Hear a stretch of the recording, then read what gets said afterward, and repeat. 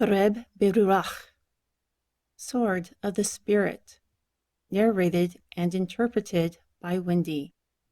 2 Shemuel, 2 Samuel. Chapter 1. Now it came to pass, after the death of Shaul, when David had returned from the slaughter of the Amalek, and David dwelt 2 days in Ziklag, it happened on the 3rd day, that behold, a man came out of the camp of Shaul, with his clothes torn, and a dama upon his head. And it was when he came to David that he fell to the earth and worshipped. Therefore David asked him, From where have you come? And he answered, I escaped from the camp of Yesharael. Then David said to him, How did it go? I pray you, tell me. And he answered, The people have fled from the battle. Also many of the people have fallen and are dead. Also Shaul and Jehonatan his son are dead. Then David asked the young man, who told him, How do you know that Shaul and Jehonatan his son are dead? Then the young man who spoke to him said, By chance I happened upon Mount Gilboa. I saw Shaul leaning upon his spear, and behold, the chariots and horsemen followed hard after him. And when he looked behind himself, he saw me. And he called to me, and I answered, Here I am. Then he asked me, Who are you? I am an Amaleki. He said to me again, Stand upon me, I pray you, and slay me, for anguish has come upon me, for my life is still complete within me. So I stood upon him and slew him, because I was sure that he could not live after what had fallen upon him. Also I took the crown that was upon his head, and the bracelet that was on his arm, and have brought them here to my lord. Then David took hold of his clothes and tore them. Likewise all the men who were with him did so. Moreover they mourned and wept and fasted until evening, for Shaul and Jehonatan his son, and for the people of Yehua, and for the house of Yesharael, because they had fallen by the sword. And David asked the young man who told him, Where are you from? And he answered, I am the son of an immigrant, an Amaleki. Then David said to him, Why are you not afraid to stretch forth your hand to destroy the Mashiach of Yehua? Then David called one of the young men and said, Go near, fall upon him. Then he struck him so that he died. And David said to him, Your blood is upon your head, for your mouth has testified against you, saying, I have slain the anointed of Yehua. And David lamented with his eulogy over Shaul and over Jehonatan his son. Also he told them to teach the children of Yehuda the bow. Behold, it is written in the Sefer of Yeshar, The beauty of Yeshariel is slain upon your high places. How are the mighty fallen? Do not tell it in Gat. Do not publish it in the streets of Ashkelon, lest the daughters of the Pelishtim rejoice, lest the daughters of the uncircumcised triumph. You mountains of Gilboa, there is no dew, nor rain upon you, nor fields of offerings. For there the shield of the mighty was vilely cast away, the shield of Shaul, without the anointing oil. For the blood of the slain, from the fat of the mighty, the bow of Jehonatan did not turn back, and the sword of Shaul did not return empty. Shaul and Jehonatan were loving and pleasant in their lives, and in their death they were not separated. They were swifter than eagles. They were stronger than lions. You daughters of Yeshariel, weep over Shaul, who clothed you in scarlet with delight, who put gold ornaments upon your apparel. How have the mighty fallen in the midst of the battle, O Jehonatan, slain in your high places.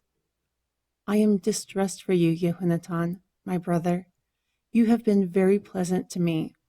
Your love for me was wonderful, surpassing the love of a woman.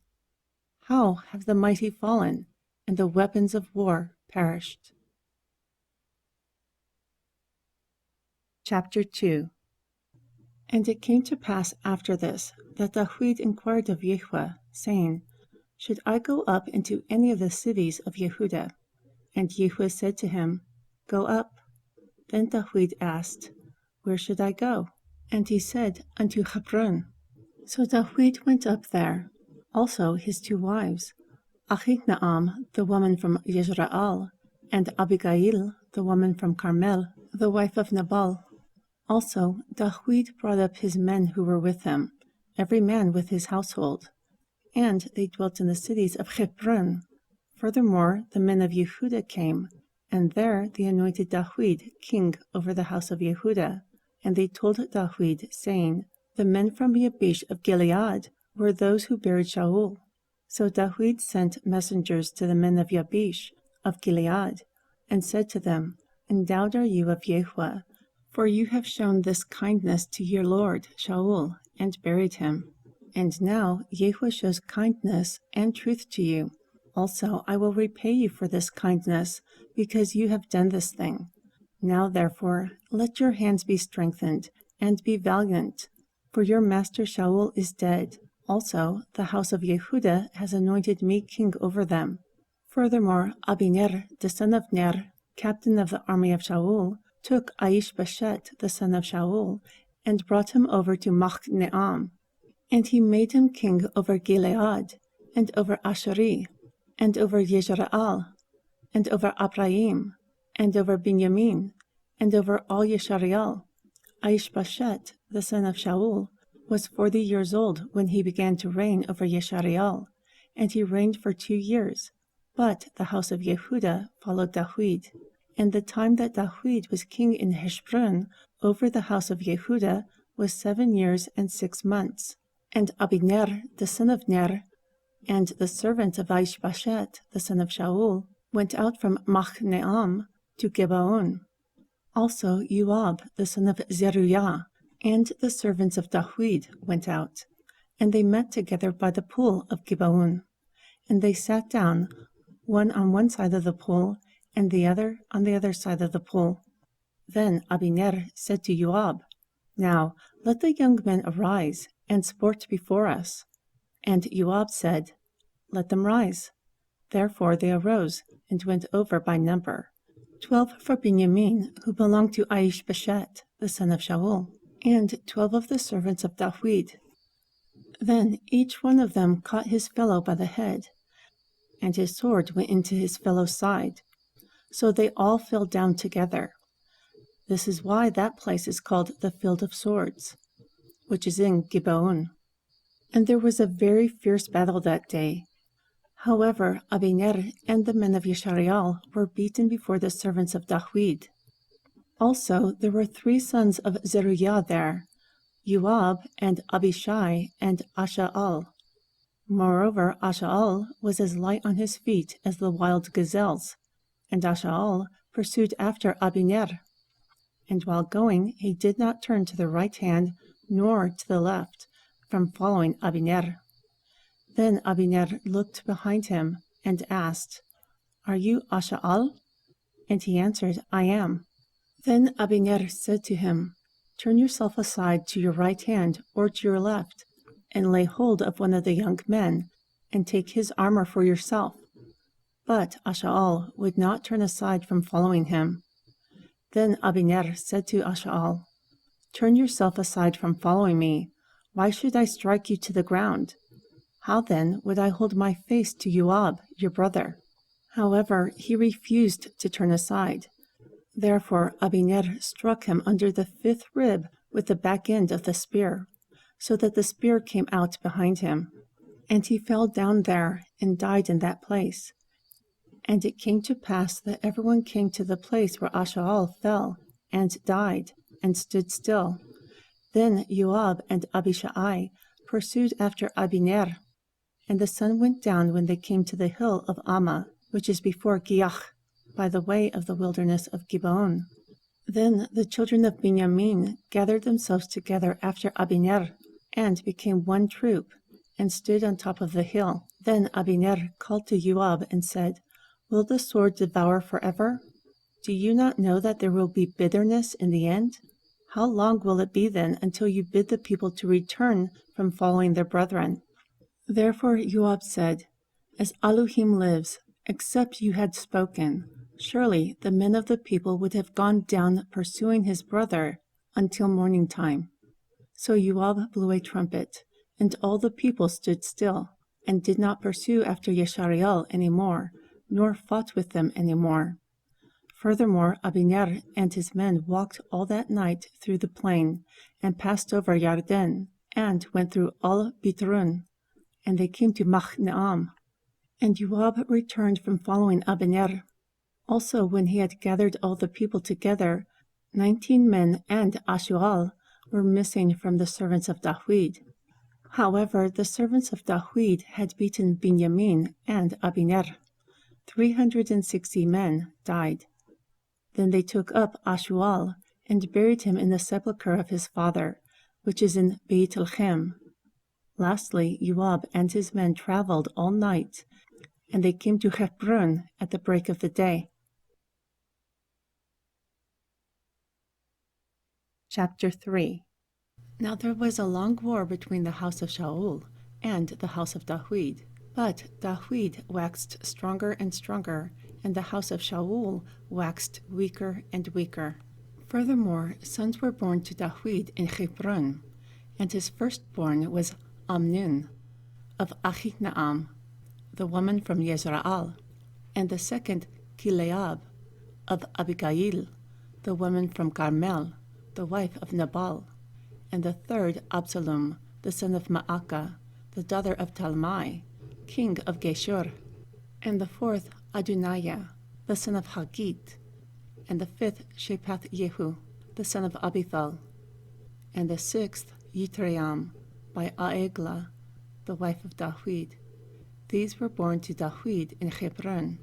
And it came to pass, while there was war between the house of Shaul and the house of Dawid, that Abiner made himself strong for the house of Shaul. Moreover, Shaul had a concubine, whose name was Rizpah, the daughter of Aiah.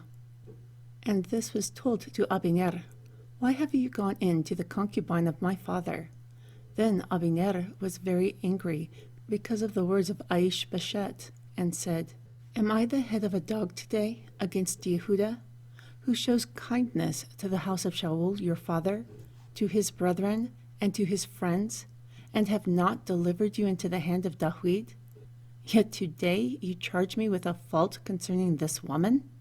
Thus Elohim will do for Abner, and more for him, for as Yehudah has sworn to Dawid, even so I will swear to him, to transfer the kingdom from the house of Shaul, and set up the throne of Dawid over Yeshariel, and over Yehudah, from Dan even to Be'er Sheba." Moreover, he could not answer another word to Abiner, because he feared him. Therefore Abiner sent messengers to Dawid on his behalf, saying, "Who does this land belong to? Make yourself a league with me, and behold, my hand will be with you, to bring about all Yeshariel to you." Therefore he replied, "Good, I will make a league with you. But I will require one thing for you to command. You will not see my face unless you first bring Michal, the daughter of Shaul, when you come to see my face." Moreover, Dawid sent messengers to Ish-Bashet, the son of Shaul, saying, "Deliver me my wife, Michal, who I married to myself for 100 foreskins from the Pelishtim." Therefore Ish-Bashet sent and took her from her husband, Palthiel, the son of Laisha.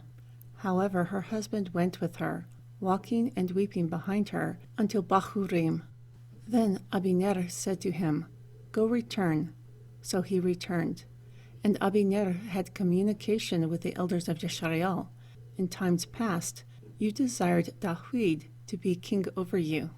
Now then, do it, for Yehudah has spoken of Dawid, saying, "By the hand of my servant Dawid, I will save my people, Yeshariel, out of the hand of the Pelishtim, and out of the hand of all their enemies." Also Abiner spoke in the ears of the Binyamin. Also Abiner went and spoke in the ears of Dawid in Hebron. All this seemed good to Yeshariel, and this seemed good to the entire house of Binyamin. Then Abiner and 20 men came with him to Dawid in Hebron, and Dawid made Abiner and the men who were with him a feast. And Abiner said to Dawid, I will arise and go, and I will gather all Yisrael to my lord the king, that they may make a league with you, and that you may reign over all that your heart desires. Therefore Dawid sent Abiner away, and he went in peace. Moreover, behold, Joab and a troop of servants of Dawid came, bringing a great plunder with them. However, Abiner was not with Dawid in Hebron, for he had sent him away, and he went in peace. When Joab and the entire army who was with him came, they told Joab, saying, Abiner the son of Ner came to the king, and he sent him away, and he went in peace. Then Joab came to the king and said, What have you done? Behold, Abiner came to you. Why is it that you sent him away, and he walks the walkway? You know Abiner the son of Ner, that he came to deceive you, and to learn your departures and your returns, and to learn all that you do. And when Joab came out from Dawid, he sent messengers after Abiner, who brought him again from the well Sirah, but Dawid did not know it. And when Abiner was returned to Hebron, Joab took him aside in the gate to speak to him quietly, and struck him there under the 5th rib. Thus he died for the blood of Ashaal, his brother. And afterward, when Dawid heard it, he said, I and my kingdom are guiltless before Yahweh, forever from the blood of Abiner, the son of Ner. Let it rest upon Joab, and on the entire house of his father. And let it not fall from the house of Joab one who has an issue, or who is a leper, or who leans on a staff, or who falls by the sword, or who lacks bread. Thus Joab and Abishai his brother slew Abiner, because he had slain their brother Ashaal at Gibeon during the battle. Then Dawid said to Joab and to all the people who were with him, Tear your clothes, and gird yourself with sackcloth, and mourn before Abiner. Also King Dawid followed the deathbed. Therefore they buried Abiner at Hebron. Then the king lifted up his voice and wept at the grave of Abiner, and all the people wept. And the king lamented over Abiner, and said, Why did Abiner die, like the death of a bastard? Your hands were not bound, your feet were not feathered, like a man who had fallen before wicked men. Thus you fell. And all the people wept over him again. And when all the people came to encourage Dawid to eat grain while it was still day, Dawid swore, saying, So do Elohim to me, and more so also, if I tasted bread or anything else until the sun is down. And all the people took notice, and it pleased them, because everything that the king did pleased all the people. For all the people and all Yisrael understood that day that the murder of Abiner, the son of Ner, was not from the king. Then the king said to his servants, Do you not know that a captain and a great man in Yisrael has fallen today? Today I am vulnerable, yet the anointed king, and these men, the sons of Zeruiah, are too difficult for me. Yahweh will reward the evildoer according to his wickedness. Chapter 4.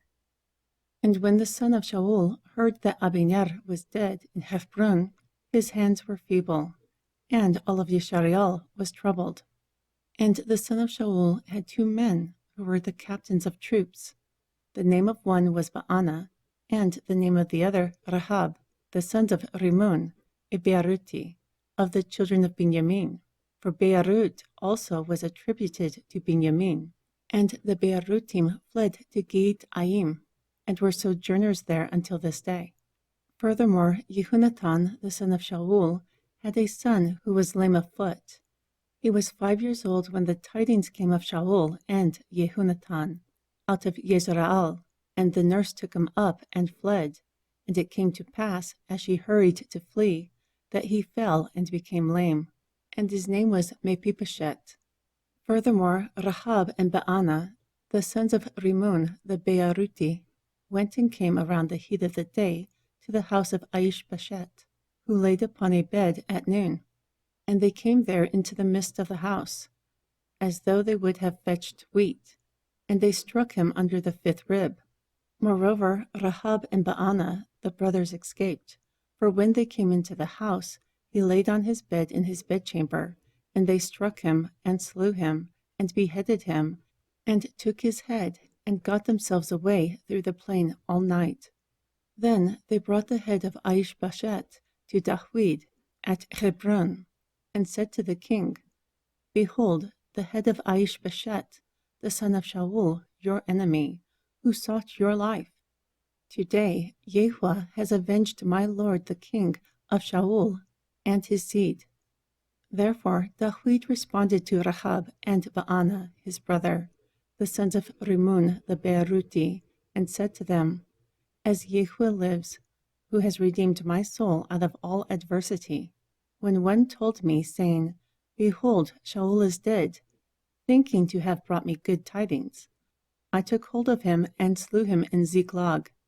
That is what I gave him for the tidings. How much more when wicked men have slain a righteous person in his own house upon his bed? Now, should I not require his blood from your hands and remove you from the earth? Then Dawid commanded his young men, and they slew them, and cut off their hands and their feet, and hanged them up over the pool in Hebron. Then they took the head of Ishbosheth and buried it in the sepulchre of Abiner in Hebron. Chapter 5. Then all the tribes of Yisrael came to Dawid at Hebron, and spoke, saying, Behold, we are your bone and your flesh. Also, during the time when Shaul was king over us, you were the one who led out and brought in Yisrael. And Yehovah said to you, You will shepherd my people, Yisrael, and you will be a prince over Yisrael. Therefore all the elders of Yisrael came to the king at Hebron, and King Dawid made a league with them in Hebron before Yehovah, and they anointed Dawid king over Yisrael. Dawid was 30 years old when he began to reign. He reigned for 40 years. In Hebron he reigned over Yehudah for 7 years and 6 months, and in Yerushalayim he reigned for 33 years over all Yisrael and Yehudah. Furthermore, the king and his men went to Yerushalayim, to the Yebusi, the inhabitants of the land, who spoke to Dawid, saying, You cannot come in here, unless you take away the blind and lame who say you cannot come in. Nevertheless, Dawid took the stronghold of Zion. The same is the city of Dawid. Then on that day Dawid said, Attack all the Yebusi, and those in the sewers, also the blind and the lame, who hate the life of Dawid. For the blind and the lame have said, You cannot enter this house. Then Dawid dwelt in the fort, and called it the city of Dawid. And Dawid built all around it, from the rampart and inside. Moreover, Dawid went on, and grew great, and Yehovah, Elohim of hosts, was with him. And Hiram, king of Sur, sent messengers to Dawid, and cedar trees, and carpenters, and masons, and they built Dawid a house. Therefore Dawid knew that Yehovah had established him king over Yisrael, and that he had exalted his kingdom for the sake of his people, Yisrael. Furthermore, Dawid took more concubines and wives out of Yerushalayim, after he had come from Hebron, and there were more sons and daughters born to him. And these are the names of those who were born to him in Yerushalayim: Shemua, and Shubab, and Natan, and Shelumah, Yibchar, and Elishua, and Nepeg, and Yapiah, and Elishama, and Eliadu, and Elipeleth. However, when the Philistine heard that they had anointed Dawid king over Yisrael, all the Philistine came up to seek Dawid. Then Dawid heard and went down to the hold. Also the Philistine came and spread themselves in the valley of Rephaim. And Dawid inquired of Yehovah, saying, If I go up to the Philistine, will you deliver them into my hand? And Yehu said to Dawid, Go up, for a gift I give the Pelishtim into your hand. And Dawid came to Baal Peratzim, and Dawid struck them there, and said, Yehu has broken forth upon my enemies before me, like a breach of waters. Therefore he called the name of that place Baal Peratzim. And they left their images there. So Dawid and his men burned them. And the Pelishtim came up yet again, and spread themselves in the valley of Rephaim. And when Dawid inquired of Yehu, he said, You will not go up, encompass behind them. Then come to them in front of the mulberry trees, and there will be the sound of marching in the tops of the mulberry trees.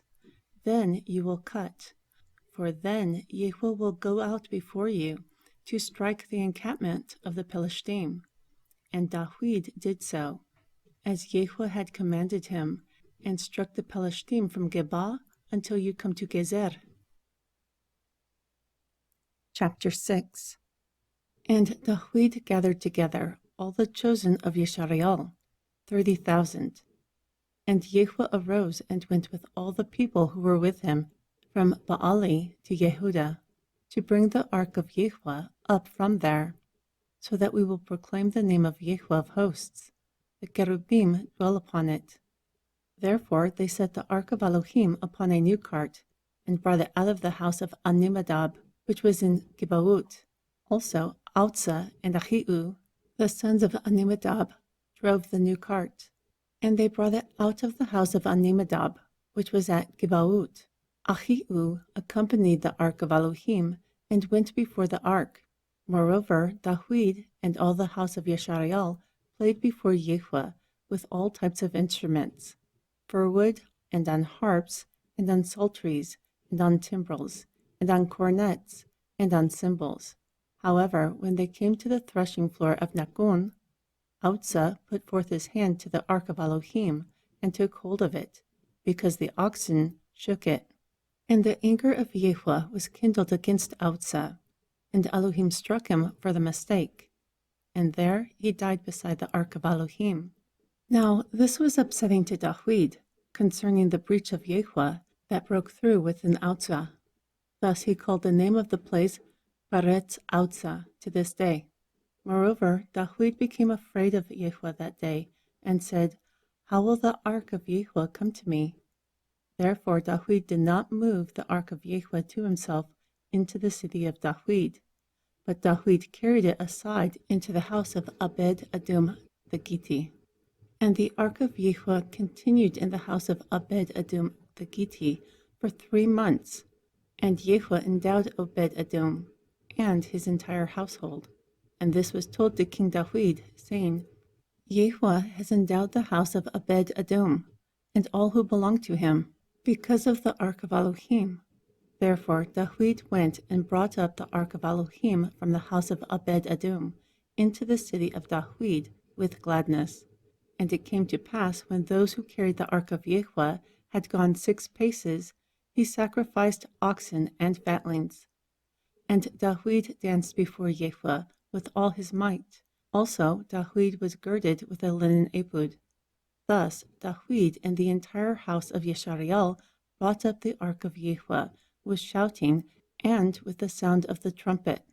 Then, as the ark of Yehu came into the city of Dawid, Michal, the daughter of Shaul, looked through a window and saw King David leaping and dancing before Yehu, and she despised him in her heart. Furthermore, they brought in the ark of Yehu and set it in its place, in the midst of the tabernacle, which Dawid had pitched for it. And Dawid offered ascension offerings and restoration sacrifices before Yehu. And as soon as Dawid had finished offering the ascension offerings and restoration sacrifices, he endowed the people in the name of Yehu of hosts. And he shared among all the people, among the whole multitude of Yeshareal, women as well as men, to every one a cake of bread, and a good piece of meat, and a flagon of wine. Then all the people departed, every one to his house. Moreover, Dawid returned to endow his household, and Michal, the daughter of Shaul, came out to meet Dawid, and said, How gracious is the king of Yashariel today, who has uncovered himself in the eyes of the handmaids of the servants, like one of the vain fellows who shamelessly uncovers himself. Then Dawid said to Michal, "It was before Yahweh, who chose me ahead of your father and ahead of his entire house, to appoint me ruler over the people of Yahweh, over Yeshariel. Therefore I played before Yahweh, and I was cursed for this? Yet I am humble in my own sight. However, the handmaids of whom you spoke, I will be honored." Therefore Michal, the daughter of Shaul, had no children to the day of her death. Chapter 7. And it came to pass when the king sat in his house, and Jehu had given him rest from all his enemies who were around, the king said to Nathan the prophet, "See now, I dwell in a house of cedar, but the ark of Elohim dwells within curtains." And Nathan said to the king, "Go, do all that is in your heart, for Yahweh is with you." And it came to pass that night that the word of Yahweh came to Nathan, saying, "Go and tell my servant Dawid, thus saith Yahweh, Will you build a house for me to dwell in? For I have not dwelt in a house since the time that I brought up the children of Yeshariel out of Mitzrayim, even to this day. But I have traveled in a tent and in a tabernacle. During all my travels with all the children of Yeshariel, have I spoken a word with any of the tribes of Yeshariel, whom I charged to shepherd my people, Yeshariel, to say, Why not build me a house of cedar?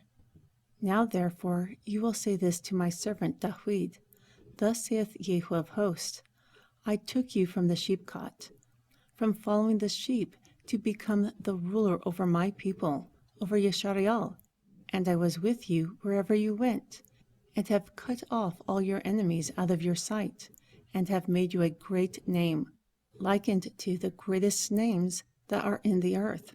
Moreover, I will appoint a place for my people Yeshariel, and I will plant them, so that they may dwell in a place of their own, and move no more, nor will the children of wickedness afflict them any more, like previously.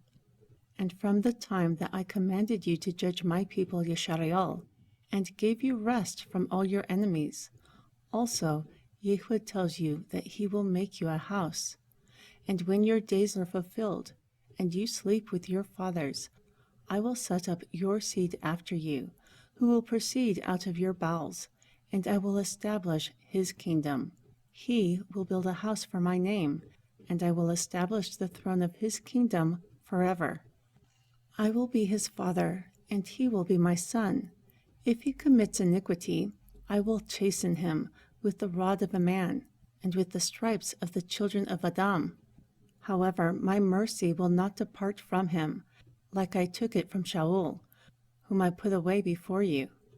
And your house and your kingdom will be established forever before you. Your throne will be established forever. According to all these words and this vision, Nathan spoke to Dawid. Then King Dawid went in and sat before Yahweh, and he said, Who am I, O Adonai Yahweh? And what is my house, that you have brought me so far? Yet this is a small thing in your sight, O Adonai Yahweh. Also you have spoken of the future house of your servant, and this is the teaching of the Adam. O Adonai Yahweh, and what can Dawid say more to you? For you, Adonai Yahweh, know your servant. For your word's sake, and according to your own heart, you have done all these things, to make your servant know. Therefore you are great, O Yahweh Elohim, for none are like you, nor is there any Elohim beside you, according to all that we have heard with our ears. And what nation in the earth is like your people, like Yeshariel, whom Elohim went to redeem for a people unto himself, and to make himself a name, and to do great and fearsome things for your land before your people, who you redeemed unto yourself from Mitzrayim, the nations and their deities. For you have confirmed to yourself your people Yeshariel, to be a people unto you forever. and you, Adon, have become their Elohim. And now, O Yahweh Elohim, the word that you have spoken concerning your servant, and concerning his house, establish it forever, and do as you have said. And let your name be magnified forever, saying, Yahweh of hosts is the Elohim over Yeshariel, and let the house of your servant David be established before you. For you, O Yahweh of hosts, Elohim of Yeshariel, have revealed to your servant, saying, I will build you a house. Therefore has your servant found in his heart to pray this prayer to you. And now, Adonai, Yahweh, you are that Elohim, and your words are true, and you have promised this goodness to your servant. Therefore, now let it please you to endow the house of your servant, that it may continue forever before you. For you, Adonai, Yahweh, have spoken it, and with your endowment let the house of your servant be endowed forever. Chapter 8. And after this it came to pass that David struck the Pelishtim and subdued them, and David took Meteg Hama out of the hand of the Pelishtim. Also he struck Moab, and measured them with a line, casting them down to the ground. Those who measured 2 lines were put to death, and 1 full line was kept alive. Therefore Moab became the servants of David, and brought gifts. Also David struck Hadadezer, the son of Rehab, king of Zubah, as he went to recover his border at the river Parat. And David took 1,000 chariots, and 700 horsemen, and 20,000 footmen from him. Also David hamstrung all the chariot horses. However, he reserved 100 chariots of them. And when Demeshek of Aram came to help Hadadezer, king of Zubah, David slew 20,000 men of Aram. Then David put garrisons in Demeshek of Aram, and Aram became the servants of David, and brought gifts. And Yahweh preserved David wherever he went. And David took the golden shields that were on the servants of Hadadezer, and brought them to Jerusalem, and from Betach, and from Beruti, and from Hadadezer, King David took a large amount of copper. When Tai, king of Hamath, heard that David had beaten the entire army of Hadadezer, then Tai sent Hiram, his son, to the king, to salute him and to endow him, because he had fought against Hadadezer and beaten him. For Hadadezer had wars with Tai. And with him was brought vessels of silver, and vessels of gold, and vessels of copper. And these King David dedicated unto Yahweh, with the gold and silver that he had dedicated of all the nations he had subdued, of Aram, and of Moab, and of the children of Ammon, and of the Pelishtim, and of Amalek, and of the plunder of Hadadezer, the son of Rahab, the king of Zubah. And David made a name when he returned from defeating Aram in the valley of Salt, 18,000. And he put garrisons in Adum. Throughout all Adum he put garrisons, and all of those became the servants of David. And Yahweh preserved David wherever he went. And David reigned over all Yeshariel. And David executed judgment and righteousness to all his people. And Joab the son of Zeruiah was over the army. And Jehoshaphat the son of Ahilud was recorder. And Zadud son of Achithud and Ahimelech the son of Abiater were the priests. And Sheraiah was the scribe. And Beni-Yehu the son of Yehoiada, and the Kereti, and the Peleti, and the sons of David became priests. Chapter 9. And David said, Is there still anyone left from the house of Shaul, so that I may show him kindness for Jehonathan's sake? And there was a servant from the house of Shaul, whose name was Ziba. And when they had called him to David, the king asked him, Are you Ziba? And he answered, Your servant. Then the king asked, Is there not any from the house of Shaul, so that I may show the kindness of Elohim to him? And Ziba said to the king, Yehunatan still has a son who has lame feet. And the king said, Where is he? And Ziba answered the king, Behold, he is in the house of Meker, the son of Amiel, in Ludebar. Then King Dawid sent and fetched him out of the house of Meker, the son of Amiel, from Ludebar. Now when Mephibosheth, the son of Yehunatan, the son of Shaul, had come to Dawid, he fell on his face and did reverence. And Dawid said, Mephibosheth. And he answered, Behold, your servant.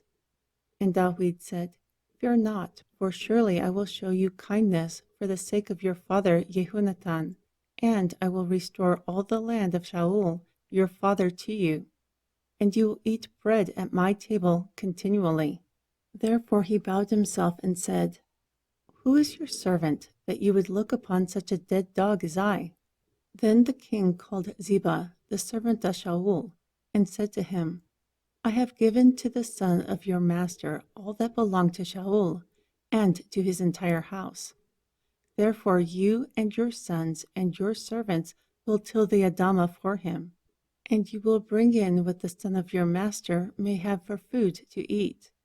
But Mephibosheth, the son of your master, will eat bread at my table always. Now Ziba had 15 sons and 20 servants. Then Ziba said to the king, According to all that the Lord my king has commanded his servant, so your servant will do. As for Mephibosheth, he will eat at my table, like one of the sons of the king. Also Mephibosheth had a young son, whose name was Micah. And all who dwelt in the house of Ziba were servants of Mephibosheth. However, Mephibosheth dwelt in Yerushalayim, for he ate at the king's table continually, and he was lame on both of his feet. Chapter 10. And it came to pass after this, that the king of the children of Ammon died, and Hanun his son reigned in his stead. Then Dawid said, I will show kindness to Hanun, the son of Nahash, like his father showed kindness to me. Therefore Dawid sent comfort to him for his father by the hand of his servants. And the servants of Dawid came into the land of the children of Ammon. And the captains of the children of Ammon said to Hanun, Do you think that Dawid honors your father, that he has sent comforters to you? Has Dawid not sent his servants to you to search the city, and to spy it out, and to overthrow it? Therefore Hanun took the servants of Dawid and shaved off half of their beards, and cut their garments in the middle to their buttocks, and sent them away. When they told it to Dawid, he sent to meet them, because the men were greatly ashamed. And the king said, Wait at Yericho until your beards grow, then return. And the children of Ammon saw that they stank before Dawid. So the children of Ammon sent and hired Aram of Beit Rehub, and Aram of Zebah, 20,000 footmen, and of King Maacah 1,000 men, and of Ishtab 12,000 men. Therefore, when Dawid heard of it, he sent Joab and the entire army of mighty men. Then the children of Ammon came out and put the battle into formation at the entrance of the gate.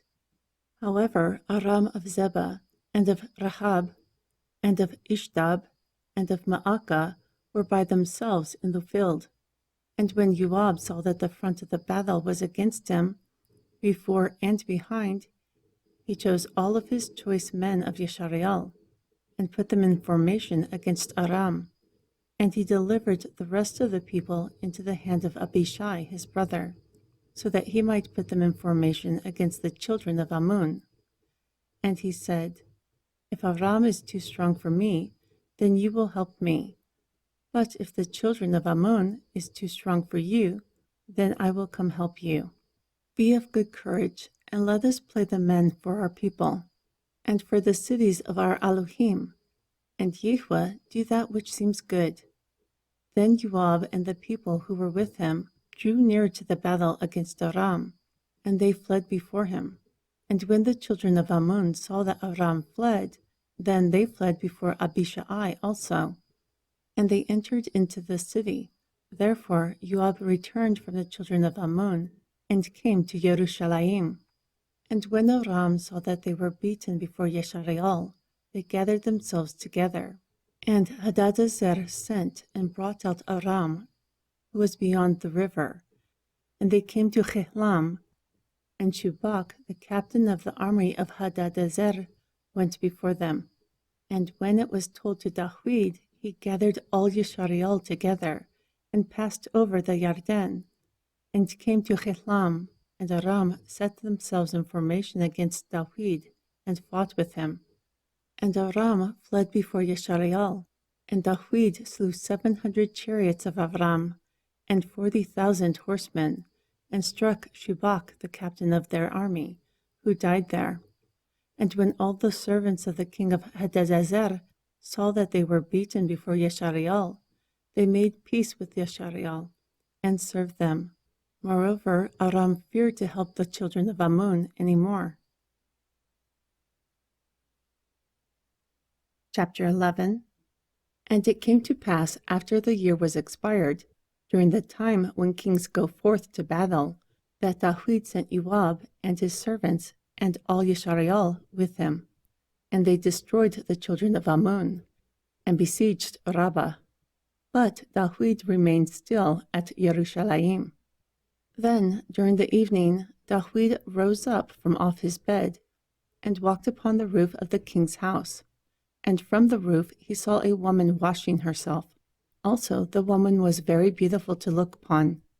So Dawid sent and inquired about the woman, and it was said, "Is this not Bathsheba, the daughter of Eliam, the wife of Uriah the Hittite?" Moreover, Dawid sent messengers and took her. Then she came to him, and he laid with her, and she was purified from her uncleanliness. Then she returned to her house. However, the woman conceived. Then she sent and told Dawid, and said, "I am with child." Therefore Dawid sent to Joab, "Send me Uriah the Hittite." So Joab sent Uriah to Dawid. And when Uriah had come to him, Dawid asked him how Joab was, and how the people were, and how the war progressed. Then Dawid said to Uriah, "Go down to your house and wash your feet." So Uriah departed from the house of the king. Also a gift from the king followed him. However, Uriah slept at the door of the king's house with all the servants of his lord, and did not go down to his house.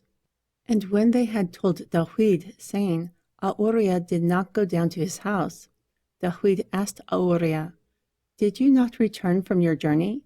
Why do you not go down to your house?" Therefore Uriah answered Dawid, "The ark and Yeshareal and Yehuda abide in tents.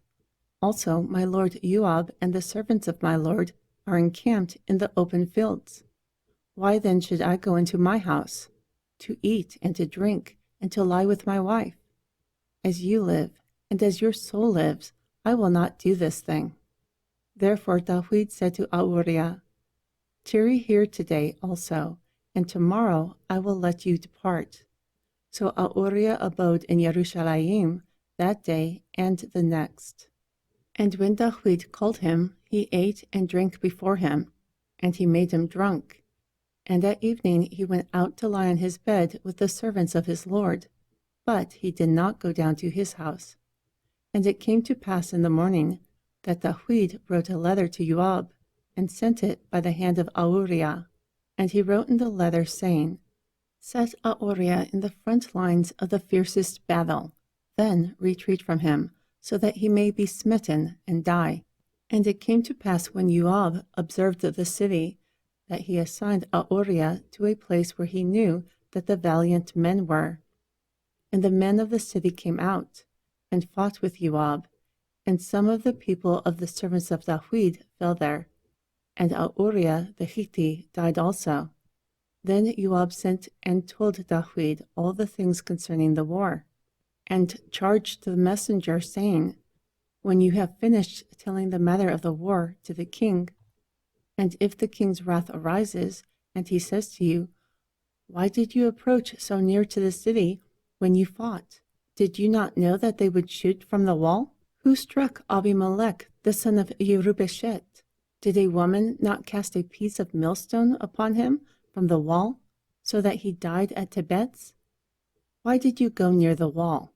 Then you will say, 'Your servant Uriah the Hittite is dead also.'" So the messenger went and came and showed Dawid all that Joab had sent him for.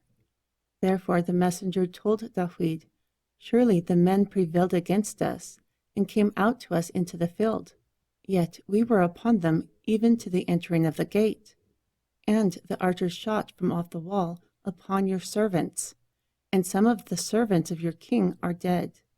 And your servant Uriah the Hittite is dead also." Then Dawid said to the messenger, "Thus you will say to Joab, 'Do not let this thing displease you, for the sword devours one like another. Make your battle more strong against the city, and overthrow it. Then you will encourage him.'" And when the wife of Uriah heard that Uriah her husband was dead, she mourned for her husband. And when the mourning was past, Dawid sent and fetched her to his house. And she became his wife, and bore him a son. But the thing that Dawid had done displeased Yahweh. Chapter 12. And Yahweh sent Natan to Dawid.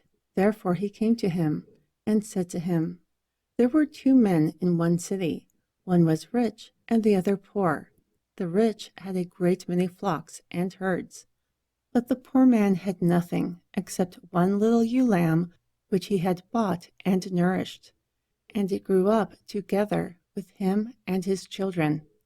It ate from his own grain, and drank from his own cup, and laid in his bosom. And so it was like a daughter to him. Furthermore, a traveler came to the rich man.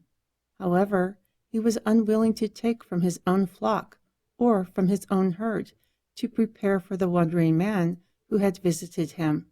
Instead, he took the lamb from the poor man, and he prepared it for the man who came to him. Therefore the anger of Dawid was greatly kindled against the man. And he said to Natan, "As Yahweh lives, that man who has done this thing will surely die, and he will restore the lamb 4-fold, because he did this thing, and because he did not have pity." Then Natan told Dawid, "You are the man. Thus saith Yahweh Elohim of Yeshariel, I anointed you king over Yeshariel, and I delivered you out of the hand of Shaul, and I gave you the house of your master, and your master's wives into your bosom, and I gave you the house of Yeshariel and of Yehuda. And if that was too little, I would have added even more to you. Why have you despised the commandment of Yahweh to do evil in my sight? You have killed Uriah the Hittite with the sword, and have taken his wife to be your wife, and have killed him with the sword of the children of Ammon. Now therefore the sword will never depart from your house, because you have despised me, and have taken the wife of Uriah the Hittite to be your wife. Thus saith Yahweh, Behold, I will raise up evil against you out of your own house, and I will take your wives before your eyes, and give them to your neighbors. And he will lie with your wives in the sight of the sun, for you did it secretly. But I will do this thing before all Yeshariel, and before the sun." And Dawid said to Natan, "I have sinned against Yahweh."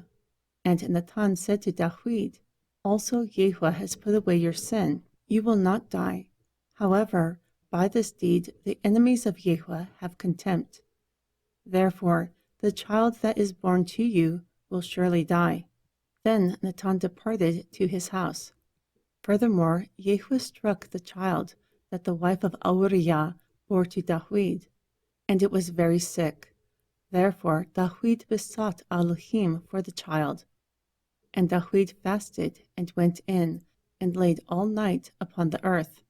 And the elders of his house arose to him to raise him up from the earth, but he would not, nor did he eat bread with them. And it came to pass on the 7th day that the child died. And the servants of Dawid feared to tell him that the child was dead.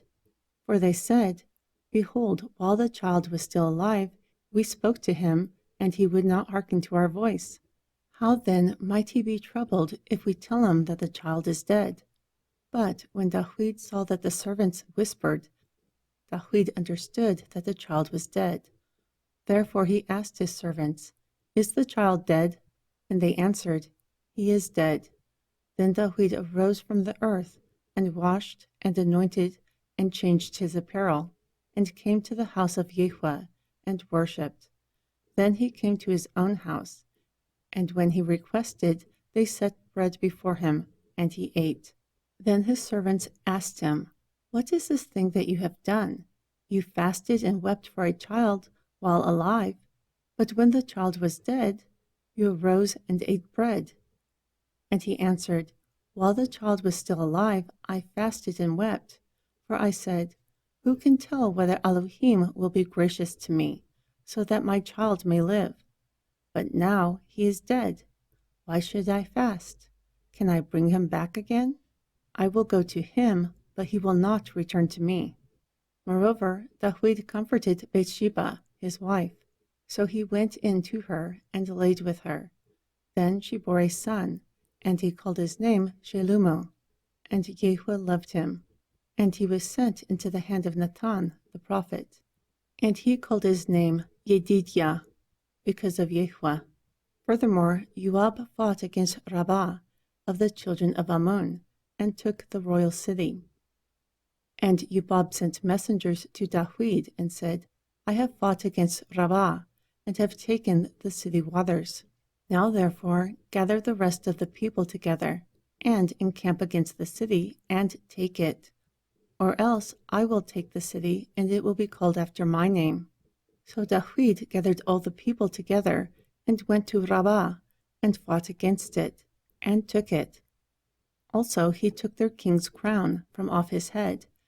The weight of it was a talent of gold with precious stones, and it was set upon the head of Dawid. And he brought forth the plunder of the city in great abundance.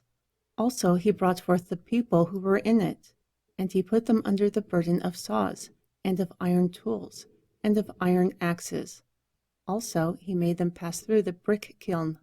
Thus he did to all the cities of the children of Ammon. Then Dawid and all the people returned to Jerusalem. Chapter 13. And it came to pass after this, that Absalom the son of Dawid had a fair sister, whose name was Tamar. And Amnon the son of Dawid loved her. And Amnon was so troubled that he fell sick for his sister Tamar. For she was a virgin, and Amnon thought it would be hard for him to do anything to her. But Amnon had a friend whose name was Yonadab, the son of Shimeo, the brother of Dawid, and Yonadab was a very crafty man. And he said to him, Why are you, the son of a king, wasting away from day to day? Will you not tell me? And Amnon said to him, I love Tamar, the sister of my brother Absalom. And Yonadab said to him, Lay down on your bed and make yourself sick, and when your father comes to you, say to him, I pray you, let my sister Tamar come, and give me grain, and prepare grain in my sight, so that I may see it, and I may eat from her hand. Therefore Amnon laid it down, and when the king had come to see him, Amnon said to the king, I pray you, let Tamar my sister come, and make me a couple of cakes in my sight, so that I may eat at her hand. Therefore Dawid sent home to Tamar, saying, Go now to the house of your brother Amnon, and prepare him grain. Moreover, Tamar went to the house of her brother Amnon, and he was laid down. And she took flour and kneaded it, and made cakes in his sight, and baked the cakes. And she took a pan and poured it out before him. But he refused to eat. And Amnon said, Send out all the men from me. and every man went out from him. Then Amnon said to Tamar, "Bring the grain into the chamber, so that I may eat from your hand." Therefore Tamar took the cakes that she had made and brought them into the chamber of Amnon.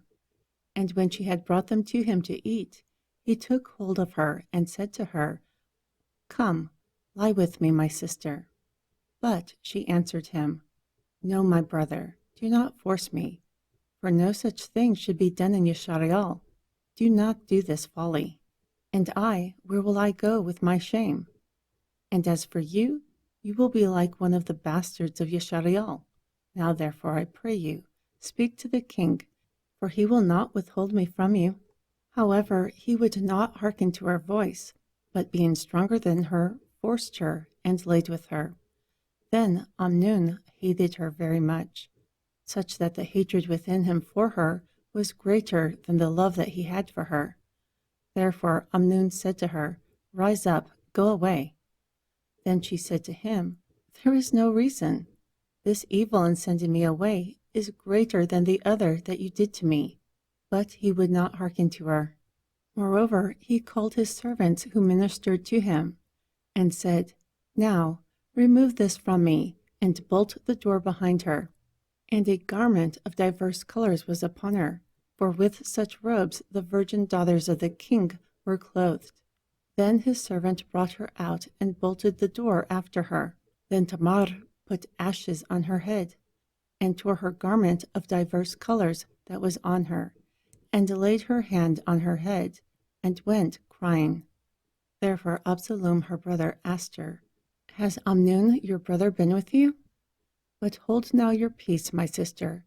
He is your brother. Do not regard this thing." So Tamar remained desolate in the house of her brother Absalom. However, when King David heard of all these things, he was very angry. But Absalom did not speak to his brother Amnon, good or bad, for Absalom hated Amnon, because he had forced his sister Tamar. And it came to pass after 2 full years that Absalom had sheep shearers in Baal Chatzor, which is beside Ephraim, and Absalom invited all the sons of the king. Moreover, Absalom came to the king and said, "Behold now, your servant has sheep shearers. Let the king, I beseech you, and his servants go with your servant." But the king said to Absalom, "No, my son, let us not go now, or else we will be a burden to you." But he pressed him. Still he would not go, but endowed him. Then Absalom said, "If not, I pray you, let my brother Amnon go with us." And the king said to him, "Why should he go with you?" But Absalom pressed him, so that he let Amnon and all the sons of the king go with him. Now Absalom had commanded his servants, saying, "Mark now, when Amnon's heart is merry with wine, and when I say to you, 'Smite Amnon,' do not be afraid. Have I not commanded you? Be courageous and valiant." Therefore the servants of Absalom did to Amnon like Absalom had commanded them. Then all the sons of the king arose, and each man got up upon his mule and fled. And it came to pass, while they were on the way, that tidings came to David, saying, "Absalom has slain all the sons of the king, and there is not one left of them." Therefore the king rose up and tore his garments, and laid on the earth, and all his servants stood by with clothes torn.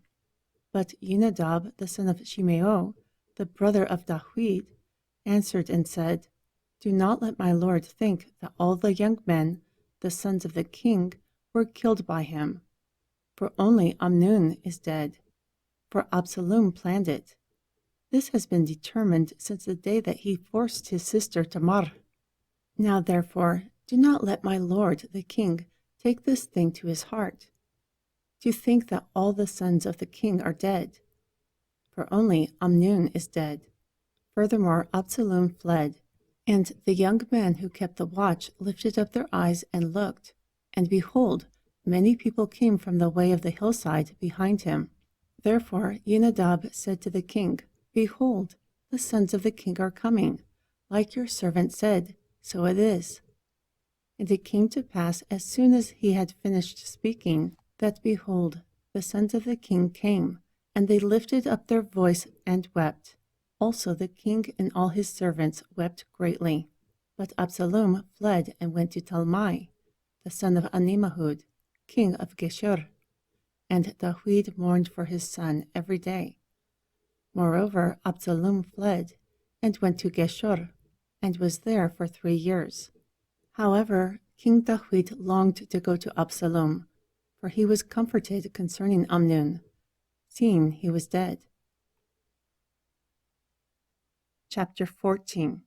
Now Joab, the son of Zeruiah, understood the king's heart towards Absalom. Therefore Joab sent to Tekoa, and fetched a woman from there, and said to her, I pray you, pretend to be a mourner. Now put on mourning apparel, and do not anoint yourself with oil, but be like a woman who has mourned for the dead a long time. Then go to the king and speak in this manner to him. Thus Joab put the words in her mouth. And when the woman of Tekoa spoke to the king, she fell on her face to the ground and worshipped, and said, Help, O king. And the king asked her, What troubles you? Then she answered, Truly, I am a widow woman, and my husband is dead. And your handmaid had 2 sons, and they strove together in the field, and there was no one to separate them. Then one struck the other and slew him. And behold, the whole family has risen up against your handmaid. And they said, Deliver him who struck his brother, so that we may kill him, for the life of his brother whom he slew. And we will destroy your heir also. And so they will quench my coal that is left. And they will not leave my husband a name, a reminder upon the Adamah. And the king said to the woman, Go to your house, and I will give charge concerning you. Then the woman of Tekoa said to the king, My lord, O king, the iniquity is on me, and on my father's house, and the king and his throne is guiltless. Therefore the king said, Whoever speaks to you, bring him to me, and he will not touch you any more. Then she said, I pray you, may the king remember Yahweh your Elohim, so that you will not allow the avengers of blood to destroy any more, or else they will destroy my son. And he said, As Yahweh lives, there will not be one hair from your son fall to the earth. Then the woman said, Let your handmaid, I pray you, speak a word to my lord the king. And he said, Say on. And the woman said, Why then have you thought such a thing against the people of Elohim? For the king speaks this thing as one who is guilty, and that the king does not return home his banished son again. For like water that is spilt on the ground and cannot be recovered, so too we must die. Elohim does not respect any person, yet he provides ways so that those who are banished do not remain banished. Now I have come to speak of this thing to my lord the king, because the people have made me afraid. And your handmaid said, Now I will speak to the king. It may be that the king will perform the request of his handmaid, for the king will hear to deliver his handmaid from the hand of the man who would destroy me and my son together from the inheritance of Elohim. Then your handmaid said, The word of my lord the king will now be consoling, for like an angel of Elohim, so is my lord the king to discern good and bad. Therefore, Yahweh your Elohim will be with you. Then the king answered and said to the woman, Do not hide from me, I pray you, the thing that I will ask. And the woman said, Now let my lord the king speak. And the king said, Is not the hand of Joab with you in all this? And the woman answered and said, As your soul lives, my lord the king, no one can turn to the right hand or the left from what my lord the king has spoken. For your servant Joab, he called me, and he put all these words in the mouth of your handmaid. For the purpose of changing the current situation, your servant Joab has done this thing. But my lord is wise, according to the wisdom of an angel of Elohim, to know all things that are in the earth. Moreover, the king said to Joab, Behold now, I will do this thing. Therefore, go, bring the young man Absalom again. Then Joab fell to the ground on his face, and bowed himself, and thanked the king. And Joab said, Today your servant knows that I have found grace in your sight, my lord, O king, in that the king has fulfilled the request of his servant. So Joab arose and went to Gesher, and brought Absalom to Jerusalem. However, the king said, Let him return to his house, but do not let him see my face. Therefore Absalom returned to his house, but he did not see the king's face. Moreover, in all Jerusalem there was no one more praised than Absalom for his beauty. From the sole of his foot even to the crown of his head there was no blemish in him. And when he pulled his hair, for it was at every year's end that he pulled it, because it was heavy on him, therefore he pulled it, the weight of his hair on his head was 200 shekels, after the king's weight. And to Absalom there were born 3 sons and 1 daughter, whose name was Tamar. She was a woman of fair countenance. Furthermore, Absalom dwelt for 2 full years in Jerusalem, and did not see the king's face. Therefore Absalom sent for Joab, so that he might be sent to the king. But he would not come to him. And when he sent again, the second time, he would not come. So he said to his servants, See the field of Joab near mine, and he has barley there? Go and set it on fire. Therefore the servants of Absalom set the field on fire. Then Joab arose and came to the house of Absalom, and he said to him, Why have your servants set my field on fire? Therefore Absalom answered Joab, Behold, I sent to you, saying, Come here, so that I may send you to the king, to say, Why have I come from Gesher? It would have been better for me to stay there. Now therefore, let me see the king's face, and if there is any iniquity in me, let him kill me. So Joab came to the king, and told him. And when he had called Absalom, he came to the king, and bowed himself on his face to the ground before the king. Then the king kissed Absalom. Chapter 15. And it came to pass after this, that Absalom prepared himself chariots and horses, and 50 men to run before him. And Absalom rose up early, and stood beside the way of the gate. And it was so, when any man had a controversy, came to the king for judgment, then Absalom called to him, and asked, Of what city are you? And he would say, Your servant is from one of the tribes of Yisrael. Then Absalom said to him, Behold, your matters are good and right, but there is no man of the king to hear you. Moreover, Absalom said, Oh, if I were made judge in the land, so that every man who has a suit or cause might come to me, and I would do him justice. And it happened that when any man came near to do him praise, he put forth his hand and took it, and kissed him. And in this manner Absalom did to all Yisrael who came to the king for judgment. So Absalom stilled the hearts of the men of Yisrael. And it came to pass after 40 years that Absalom said to the king, I pray you, let me go and pay my vow in Hebron, which I have vowed unto Yahweh. For your servant vowed a vow while I abode in Gesher in Aram, saying, Truly, if Yahweh will bring me back to Jerusalem again, then I will serve Yahweh. Therefore the king said to him, Go in peace. So he arose and went to Hebron. But Absalom sent spies throughout all the tribes of Yisrael, saying, As soon as you hear the sound of a trumpet, then you will say, Absalom reigns in Hebron. With Absalom 200 men who were called went out of Jerusalem. However, they went in their ignorance, and they did not know anything. Also Absalom sent for Ahithophel, the Gilani, the counselor of David, from his city, from Gilah, while he offered sacrifices. Moreover, the conspiracy was strong, for the people increased continually with Absalom. And there came a messenger to Dawid, saying, The hearts of the men of Yisrael are behind Absalom. And Dawid said to all his servants who were with him at Jerusalem, Arise and let us flee, or we will not escape from Absalom. Make speed and depart, or else he will overtake us suddenly and bring evil upon us, and strike the city with the edge of the sword. Therefore the servants of the king said to the king, Behold, your servants are ready to do whatever my lord the king appoints. Then the king went forth, and all his household followed him.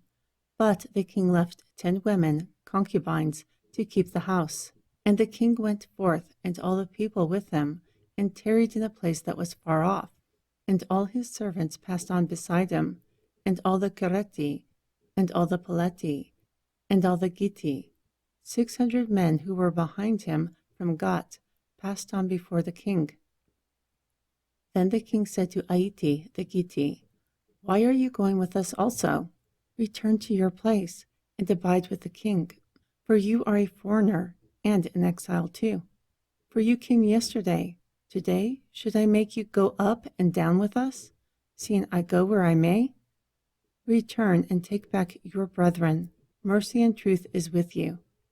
However, Aiti answered the king and said, As Yahweh lives, and as my lord the king lives, surely in whatever place the Lord my king will be, whether in death or life, even there your servant will be also. Then Dawid said to Aiti, Come and pass over. Therefore Aiti the Gitti passed over, and all his men, and all the little ones that were with him. And the entire country wept with a loud voice, and all the people passed over. Also the king himself passed over the brook Kidron, and all the people passed over toward the way of the wilderness. Behold, Zadok also, and all the Elohim who were with him, bearing the ark of the covenant of Elohim. And they set down the ark of Elohim, and Abiathar went up, until all the people were done passing out of the city.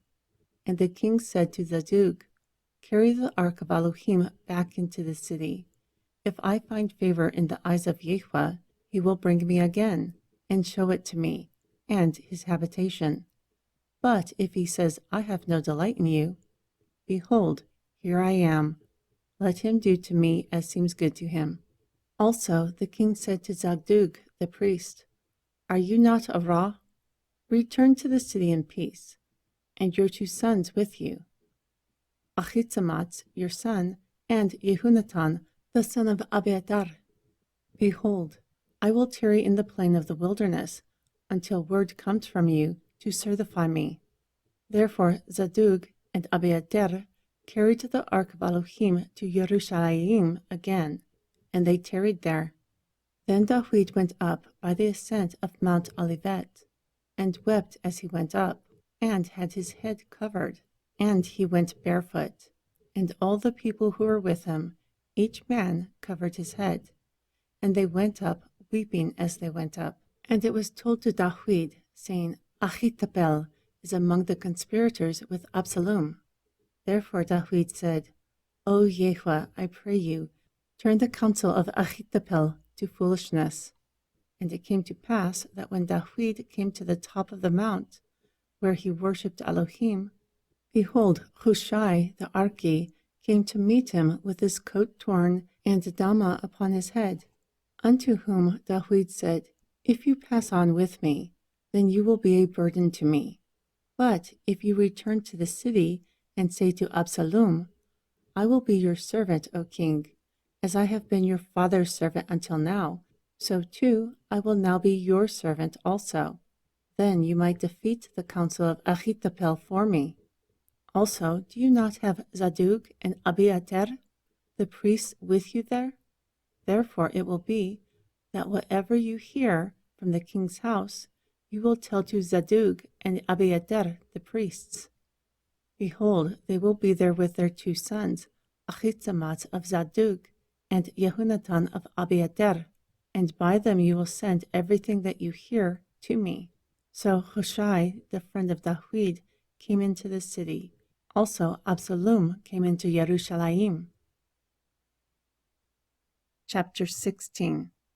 And when David was a little past the top of the hill, behold, Ziba, the servant of Mephibosheth, met him, with a couple of asses saddled, and upon them 200 loaves of bread, and 100 bunches of raisins, and 100 summer fruits, and a bottle of wine.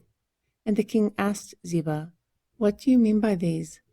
And Ziba answered, The asses are for the household of the king to ride on, the bread and the summer fruit for the young men to eat, and the wine those who are faint in the wilderness may drink. And the king said, And where is your master's son? And Ziba said to the king, Behold, he abides at Yerushalayim, for he said, Today the house of Yishariel will restore the kingdom of my father to me. Then the king said to Ziba, Behold, all of you belong to Mephibosheth. And Ziba said, I humbly beseech you, that I may find grace in your sight, my lord, O king. Furthermore, when King David came to Baharum, behold, there was a man of the family of the house of Shaul, whose name was Shimei, the son of Gerah, came out. He came forth and cursed as he came, and he cast stones at David, and at all the servants of the king. Yet all the people and all the mighty men were on his right hand and on his left. And this is what Shimei said when he cursed. Come out, you bloody man, and you man of worthlessness. Yahweh has returned upon you all the blood of the house of Shaul, in whose stead you have reigned. And Yahweh has delivered the kingdom into the hand of Absalom, your son. And behold, you are taken in your mischief, because you are a bloody man. Then Abishai, the son of Zeruiah, asked the king, Why does this dead dog curse my lord the king? Let me go over, I pray you, and take off his head. But the king said, What do I have to do with you, you sons of Zeruiah? So let him curse, because Yahweh has told him, Curse David. Therefore, who should say, Why have you done so? Then David said to Abishai and to all his servants, Behold, my son who came forth of my bowels seeks my life. How much more so Benjamin? Let him alone, and let him curse, for Yahweh has bidden him. And it may be that Yahweh will look upon my affliction, and that Yahweh will repay me goodness for his cursing today. And as David and the men went by the way, Shimei went along on the hillside over against them, and cursed as he went, and threw stones at him, and cast dust. Moreover, the king and all the people who were with him became weary and refreshed themselves there. Furthermore, Absalom and all the people, the men of Yishariel, came to Yerushalayim, and Ahithophel with them. And it came to pass when Hushai, the Archi, the friend of David, had come to Absalom, that Hushai said to Absalom, Elohim save the king, Elohim save the king. Therefore Absalom asked Hushai, Is this your kindness to your friend? Why did you not go with your friend? Then Hushai answered Absalom, No, but to whom Yahweh and these people and all the men of Yishariel choose, I will be his, and with him I will abide. And again, to whom will I serve? Is not the presence of his son like the presence of your father, whom I served? Thus I will be in your presence. Then Absalom asked Ahithophel, Give counsel among you what we will do. Then Ahithophel said to Absalom, Go in to your father's concubines, who he has left to keep the house, and all Yishariel will hear that you are detested by your father. Then the hands of all who are with you will become strong. So they spread Absalom a tent upon the top of the house, and Absalom went in to his father's concubines in the sight of all Yishariel. Moreover, the counsel of Ahithophel, which he counseled during those days, was as if a man had inquired at the word of Elohim. Such was the counsel of Ahithophel, both with David and with Absalom. Chapter 17. Moreover, Ahithophel said to Absalom, "Now let me choose out 12,000 men, and I will get up and pursue after David tonight. And I will come upon him while he is weary and weak-handed, and I will make him afraid. Then all the people who are with him will flee, and I will strike the king only. Then I will bring back all the people to you. All will return except the man who you seek. All the people will be at peace." And the saying pleased Absalom well, and all the elders of Yeshariel. Then Absalom said, "Now call Hushai the Archi also, and let us hear what he says also." And when Hushai had come to Absalom, Absalom spoke to him, saying, "Ahithophel has spoken after this manner. Should we do his words? If not, speak yourself." And Hushai said to Absalom, "The counsel that Ahithophel has given is not good at this time." Then Hushai said, "You know your father and his men, that they are mighty men, and they are fierce in their minds, like a bear in the field robbed of her whelps. Also, your father is a man of war, and will not lodge with the people. Behold now, he is hidden in some pit or some other place, and it will come to pass when some of them are overthrown at the beginning, that whoever hears it will say, 'There is a slaughter among the people who follow Absalom.' Therefore, those who are valiant, whose heart is as the heart of a lion, will completely melt also. For all Yeshariel knows that your father is a mighty man, and those who are with him are valiant men. Therefore, I counsel that all Yeshariel be gathered to you, from Dan even to Be'er-sheba, as the sand that is in the sea for multitude, and that you yourself go to battle among them. Then we will come upon him in some place that he is found, and we will fall upon him like the rain falls upon the Adamah. And of him and of all the men who are with him, there will not be one left. Moreover, if he has gone into the city, then all Yeshariel will bring ropes to that city, and we will draw it into the river, until there is not one small stone found there." Then Absalom and all the men of Yeshariel said, "The counsel of Hushai the Archi is better than the counsel of Ahithophel." For Yehuah had appointed to defeat the good counsel of Ahithophel, for the intent that Yehuah might bring evil upon Absalom. Then Hushai said to Zadok and to Abiathar the priests, "Thus and thus Ahithophel counseled Absalom and the elders of Yeshariel, and thus I have counseled. Now therefore send quickly and tell David, saying, 'Do not lodge tonight in the plains of the wilderness, but speedily pass over, or else the king will be swallowed up, and all the people who are with him.'" Now Yehunatan and Achitzamatz stayed at Ain Ragel, and a handmaid went and told it to them. Then they went and told King David. They could not risk being seen going into the city.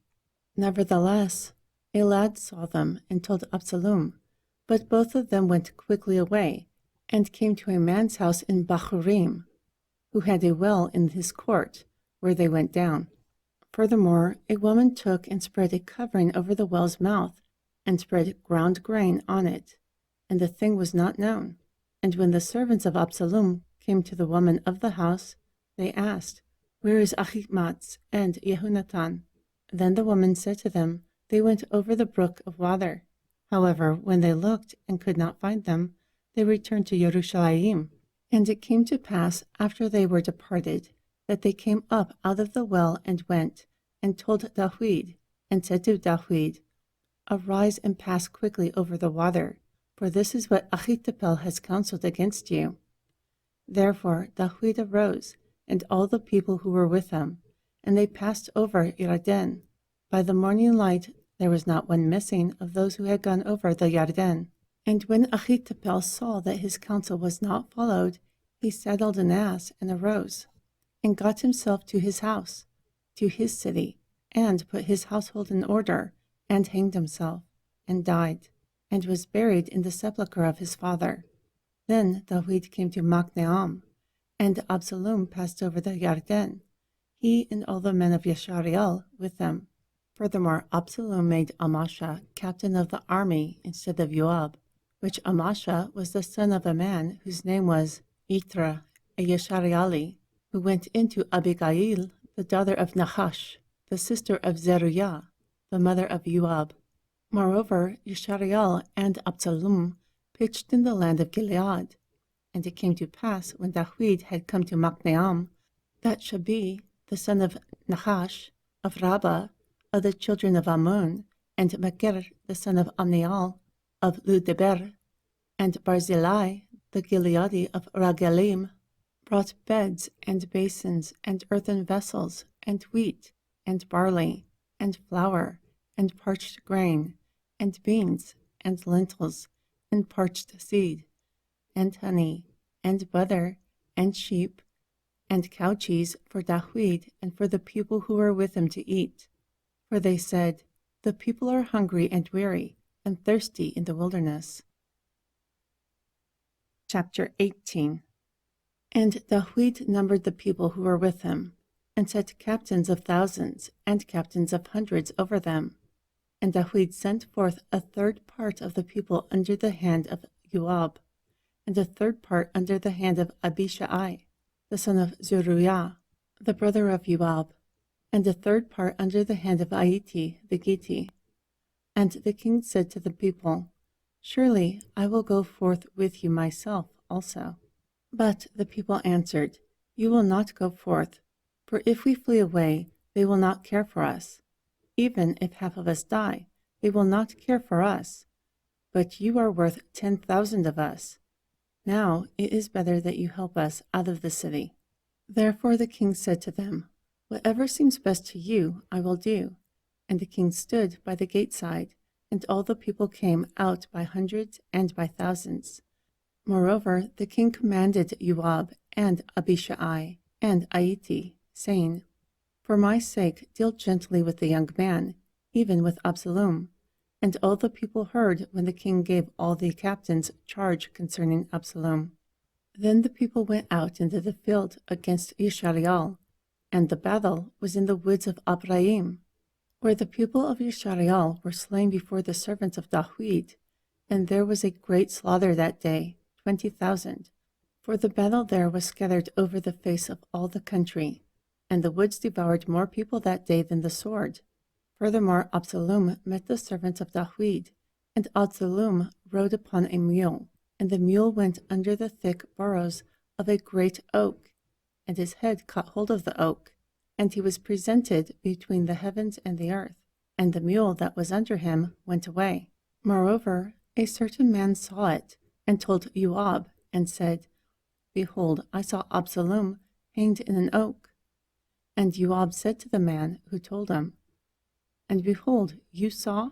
So why did you not strike him there to the ground? And I would have given you 10 shekels of silver and a girdle." However, the man said to Joab, "Even if I would receive 1,000 shekels of silver in my hand, I would not put forth my hand against the son of the king. For in our hearing the king charged you and Abishai and Aiti, saying, 'Beware, do not touch the young man, Absalom, or else I would have worked falsely against my own life. For there is no matter hidden from the king, and you would have set yourself against me.' However, Joab said, 'Not so. I have been delayed facing you.' Then he took 3 darts in his hand and thrust them through the heart of Absalom, while he was still alive in the midst of the tree.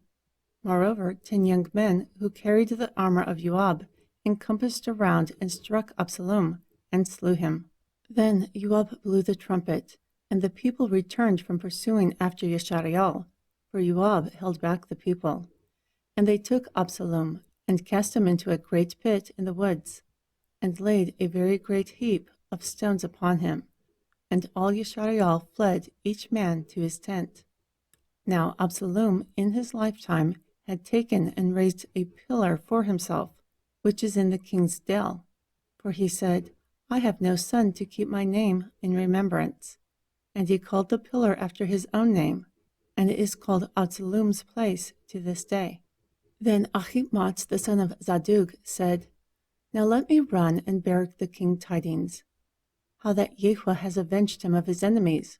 However, Joab said to him, You will not bear tidings today, but you will bear tidings another day. Yet today you will not bear tidings, because the son of the king is dead. Then Joab told a Cushi, Go tell the king what you have seen. And the Cushi bowed himself to Joab and ran. Then Achitmatz, the son of Zadug, said to Joab yet again, Whatever happens, let me run behind the Cushi also, I pray you. However, Joab said, Why will you run, my son, seeing that you have no tidings ready? He said, Whatever happens, let me run. So he said to him, Run. Then Achitmatz ran by the way of the plains, and overran the Cushi. Furthermore, Dawid sat between the two gates, and the watchman went up to the roof over the gate of the wall, and lifted up his eyes, and looked, and saw a man running alone. Therefore the watchman cried, and told the king, and the king said, If he is alone, there is tidings in his mouth. And he came rapidly and drew near.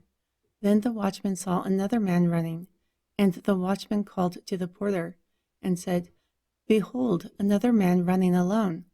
And the king said, He brings tidings also. Then the watchman said, I think the first one runs like Achitmatz, the son of Zadug.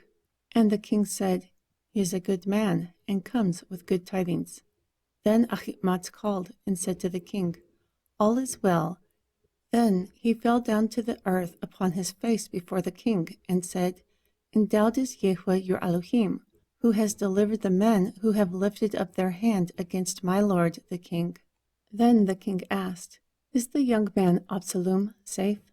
But Achitmatz answered, When Joab sent the servant of the king, then I, your servant, saw a great uproar, but I do not know what. And the king said, Turn aside and stand here.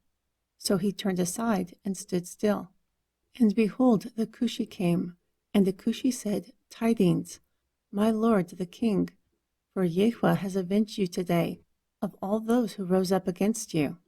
Then the king asked the Cushi, Is the young man Absalom safe? And the Cushi answered, The enemies of my lord the king and all who raised against you are like the young man. Therefore the king was very moved, and went up to the chamber over the gate, and wept. And as he went, he said this, O my son, Absalom, my son, Absalom. Would Elohim I had died for you, O Absalom, my son, my son. Chapter 19. And it was told to Joab, Behold, the king weeps and mourns for Absalom. Then the victory that day was turned into mourning for all the people, because the people heard that day how the king grieved for his son. And the people went softly into the city, like ashamed people who sneak away when they flee a battle. Moreover, the king covered his face, and the king cried with a loud voice, O my son, Absalom! O Absalom, my son, my son! Therefore Joab came into the house of the king and said, Today you have shamed the faces of all your servants, who have saved your life, and the lives of your sons and your daughters, and the lives of your wives, and the lives of your concubines today, and that you love your enemies and hate your friends. For you have declared today that you regard neither captains nor servants. For today I understand that if Absalom had lived, and all of us had died today, then it would have pleased you well. Now therefore, arise, go forth, and speak comforts to your servants. For I swear by Yehuah, if you do not go forth, there will not be one who stays with you tonight. And that will be worse for you than all the evil that happened to you from your youth until now. Therefore the king arose and sat in the gate, and they told to all the people, saying, Behold, the king sits in the gate. And all the people came before the king, for Yeshariel had fled, every man to his tent. Moreover, all the people were at strife throughout all the tribes of Yeshariel, saying, The king has saved us from the hand of our enemies, and he has delivered us from the hand of the Philistine. But now he has fled from the land for Absalom. However, Absalom, whom we anointed over us, is dead in battle. Now, therefore, why do we not speak a word to bring the king back?" Then the king sent to Zadok and to Abiathar the priests, saying, "Speak to the elders of Yehuda, saying, Why are you the last to bring the king back to his house? Seeing the speech of all Yeshariel has come to the king, even to his house. You are my brethren, you are my bones and my flesh. Why then are you the last to bring back the king?" And you say to Amasha, "Are you not of my bone and of my flesh? Elohim do to me, and more so, if you are not captain of the army before me continually in place of Joab." And he humbled the heart of all the men of Yehuda, even like the heart of one man, so that they sent this word to the king, "Return, you and all your servants." Thus the king returned and came to Yarden. And Yehuda came to Gilgal to go meet the king, to conduct the king over the Yarden. And Shimei, the son of Gera, a Benjamini, who was at Bakurim, hurried and came down with the men of Yehuda to meet King Dawid. And 1,000 men of Benjamin were with him, and Ziba, the servant of the house of Shaul, and his 15 sons and his 20 servants with him. And they went over the Yarden before the king. And a ferry boat went there to carry over the king's household, and to do what he thought good. And Shimei, the son of Gera, fell down before the king, as he came over the Yarden. And he said to the king, "Let not my lord impute iniquity to me, nor remember what your servant did previously, the day that my lord the king went out of Jerusalem, so that the king will take it to heart. For your servant knows that I have sinned. Therefore, behold, today I am first of all the house of Yusuf to go down to meet my lord the king." But Abishai, the son of Zeruiah, answered and said, "Will not Shimei be put to death for this, because he cursed the Mashiach of Yahuwah?" Therefore Dawid answered, "What do I have to do with you, you sons of Zeruiah, such that you have been my advisaries today? Should any man be put to death today in Yeshariel? For today do I not know that I am king over Yeshariel?" Therefore the king said to Shimei, "You will not die." And the king swore to him. Then Mephibosheth, the son of Shaul, came down to meet the king. And he had neither prepared his feet, nor trimmed his beard, nor washed his clothes, from the day that the king departed until the day he came in peace. And it came to pass, when he had come to Jerusalem to meet the king, that the king said to him, "Why did you not go with me, Mephibosheth?" And he answered, "My lord, O king, my servant deceived me. For your servant said, I will saddle my ass, so that I may ride on it, and go to the king, because your servant is lame. And he has slandered your servant to my lord the king. But my lord the king is an angel of Elohim.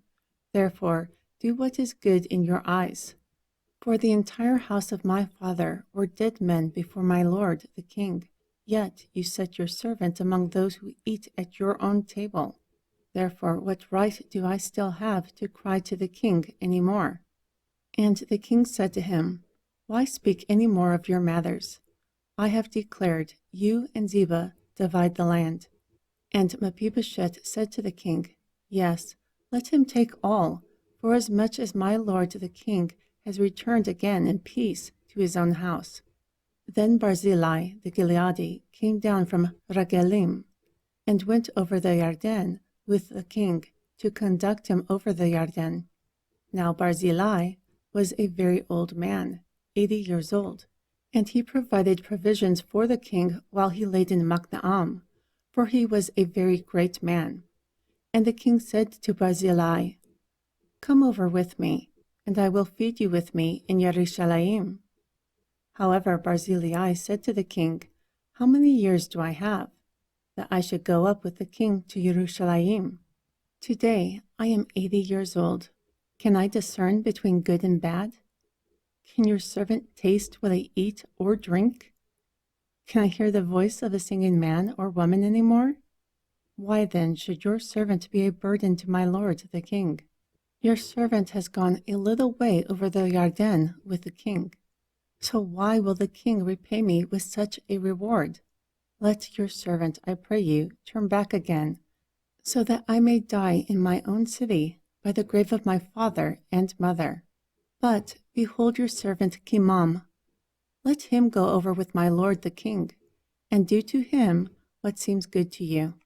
And the king answered, Kimham will go over with me, and I will do to him what seems good to you, and whatever you require of me, that I will do for you. And all the people went over the Yarden, and when the king had come over, the king kissed Barzillai and endowed him. Then he returned to his own place. Furthermore, the king went to Gilgal, and Kimham went on with him, and all the people of Yehuda conducted the king, also half the people of Yeshariel. And behold, all the men of Yeshariel came to the king, and said to the king, Why have our brethren, the men of Yehuda, stolen you away, and have brought the king and his household, and all the men of Dawid over the Yarden? Therefore all the men of Yehuda answered the men of Yeshariel, Because the king is near of kin to us. Why then are you angry for this matter? Have we eaten at all from the king? Or has he given us any gift? Therefore the men of Yeshariel answered the men of Yehuda, and said, We have 10 parts in the king. Also, we have more in Dawid than you. Why then do you despise us? Did our advice not go first in bringing back the king? But the words of the men of Yehuda were fiercer than the words of the men of Yeshariel. Chapter 20. And there happened to be a man of worthlessness, whose name was Sheba, the son of Bikri, a Binyamini. And he blew a trumpet and said, We have no part in Dawid, nor have we any inheritance in the son of Yesi. Every man to his tents, O Yeshariel. So every man of Yeshariel went up from following Dawid, following Sheba, the son of Bikri. But the men of Yehuda clung to their king, from Yarden even to Yerushalayim. Then Dawid came to his house at Yerushalayim, and the king took the 10 women concubines, who he had left to keep the house, and put them in ward, and fed them, but did not go into them. So they were shut up to the day of their death, living in widowhood. Then the king said to Amasha, Assemble the men of Yehuda to me within 3 days, and be present yourself. So Amasha went to assemble Yehuda, but he tarried longer than the set time that was appointed to him. So Dawid said to Abishai, Now Sheba the son of Bikri will do us more harm than Absalom. Take the servants of your lord and pursue after him, or else he will get himself fenced cities and take it. So the men of Joab and the Kareti and the Peleti and all the mighty men went out after him, and they went out of Yerushalayim to pursue after Sheba the son of Bikri. And when they were at the great stone that is in Gibeon, Amasha went before them. And Joab was girded with the garment he put on, and a sword in its sheath was fastened upon his loins. And as it went forward, it slid out downward. And Joab said to Amasha, Are you in health, my brother? Then Joab took Amasha by the beard with the right hand to kiss him. However, Amasha did not notice the sword that was in Joab's hand, and he struck him with it in the 5th, and shed out his bowels to the ground. But he did not strike again. Thus he died. So Joab and Abishai his brother pursued after Sheba, the son of Bikri. Then one of the men of Joab stood by him and said, He who favors Joab, and he who is for Dawid, let him follow Joab. And Amasha wallowed in blood in the middle of the highway. And when the man saw that all the people stood still, he removed Amasha out of the highway into the field, and cast a cloth upon him, when he saw that everyone who came by stood still.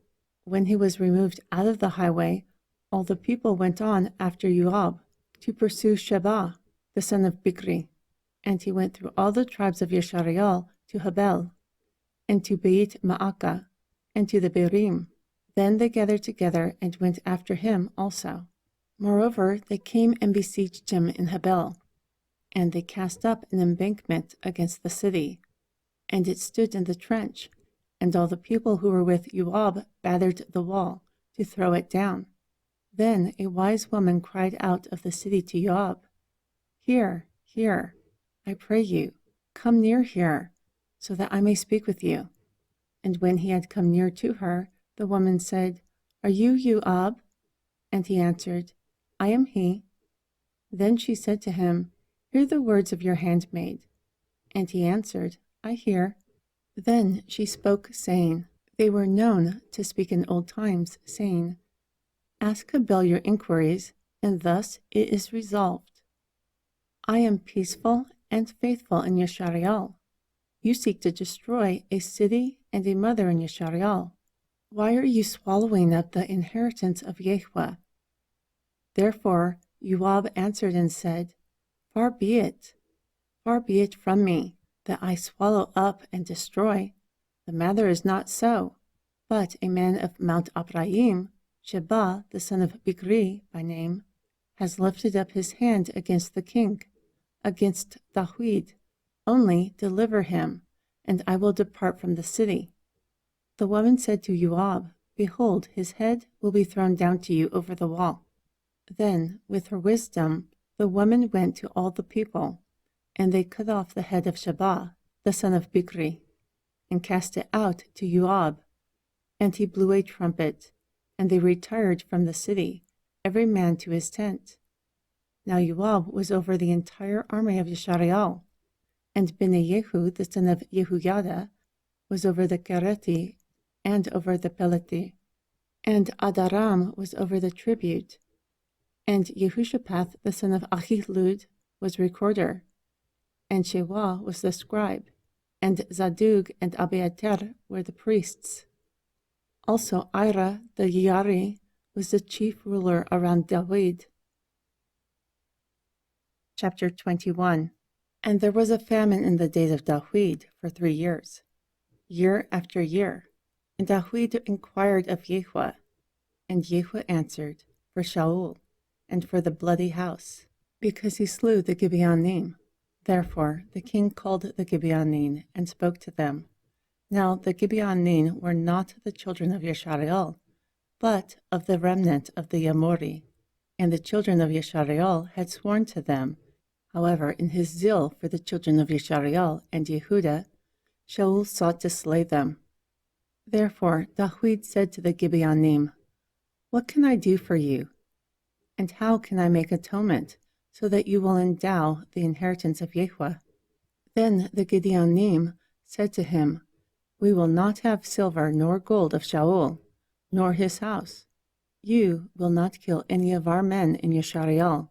And he said, "Whatever you say, that I will do for you." And they answered the king, "The man who consumed us and plotted against us, so that we would be destroyed from remaining in any of the borders of Yashariel, let 7 of his sons, chosen by Yahweh, be delivered to us, and we will hang them unto Yahweh, and Shaul of Gibeot." Therefore the king said, "I will give them." However, the king spared Mephibosheth, the son of Yehunatan, the son of Shaul, because of the oath of Yahweh that was between them, between Dawid and Yehunatan, the son of Shaul. But the king took 2 sons of Ritzpah, the daughter of Aiah, who she bore to Shaul, Arani and Mephibosheth. Also the 5 sons of Michal, the daughter of Shaul, whom she brought up for Adriel, the son of Barzillai, the Mecholati. And he delivered them into the hands of the Gibeoni, and they hanged them in the hill before Yahweh. And the 7 fell together, and were put to death during the days of the harvest, on the first, in the beginning of the barley harvest. Moreover, Ritzpah, the daughter of Aiah, took sackcloth, and spread it upon the rock for her, from the beginning of the harvest until water dropped upon them out of the heavens, and did not allow the birds of the air to rest on them all day, nor the beasts of the field by night. And it was told to Dawid what Ritzpah, the daughter of Aiah, the concubine of Shaul, had done. Then Dawid went and took the bones of Shaul and the bones of Yehunatan his son from the men of Yabesh of Gilead, who had stolen them from the street of Beshan. when the Philistine had slain Shaul in Gibeah. Therefore he brought the bones of Shaul and the bones of Jehonatan his sons up from there. Also he gathered the bones of those who were hanged. Then the bones of Shaul and Jehonatan his son were buried in the country of Benjamin, in Zelah, in the sepulchre of Kish his father. And they performed all that the king commanded. And after that Elohim entreated for the land. And again the Philistine warred with Yeshariel. So David and his servants with him went down and fought against the Philistine. However, David grew weary. And Ishbu-Benob, who was among the sons of the giant, whose spear was 300 shekels of bronze in weight, being girded with a new sword, he tried to kill David. However, Abishai, the son of Zeruiah, helped him, and struck the Philistine, and killed him. Then the men of David swore to him, saying, "You will not go out to battle with us any more, so that you do not quench the light of Yeshariel." And it came to pass after this, that there was another battle with the Philistine again, at Gub. Then Sibbecai the Cushite killed Sop, who was one of the sons of the giant. Again there was a battle in Gub with the Philistine, where Elkanah, the son of Yaari Aragim, of Beit Lechem, slew the brother of Gilead, the Gitti, whose staff of his spear was like a weaver's beam. Still yet there was a battle in Gat. There was a man of great stature, who had 6 fingers on each hand, and 6 toes on each foot, 24 in number. Also he was born to the giant. And when he defied Yeshariel, Jehonatan the son of Shima'ah, the brother of David, slew him. These 4 were born to the giant of Gat, and fell by the hand of David and by the hand of his servants. Chapter 22. And David spoke to Yahweh the words of this song in the day that Yahweh had delivered him out of the hand of his enemies, and out of the hand of Shaul. Yahweh is my rock, and my fortress, and my deliverer. My Elohim is my rock, in him I will trust. He is my shield, and the horn of my salvation, my high tower, and my refuge, my Savior. You save me from violence. I will call on Yahweh, who is worthy to be praised. Thus I will be saved from my enemies. When the waves of death encompass me, the floods of ungodliness are made afraid. The sorrows of hell encompass me. The snares of death prevented me. In my distress I called upon Yahweh, and cried to my Elohim. And he heard my voice out of his temple, and my cry entered his ears. Then the earth shook and trembled. The foundations of the heavens moved and shook because of his wrath. Smoke went up out of his nostrils, and a devouring fire out of his mouth. Coals were kindled by it. Also he bowed to the heavens and came down. The darkness was under his feet, and he rode upon a cherub and flew. And he was seen upon the wings of the wind. And he made darkness pavilions around him, dark waters, thick clouds of the sky. Through the brightness before him were coals of kindled fire. Yahweh thundered from the heavens, and the Most High uttered his voice, and he sent out arrows and scattered them, lightning and confused them. And the channels of the sea appeared, the foundations of the world were discovered, at the rebuking of Yahweh, at the blast of the breath of his nostrils. He sent from above. He took me. He drew me out of many waters. He delivered me from my strong enemy, from those who hated me, for they were too strong for me. They prevented me in the day of my calamity, but Yahweh was my supplier.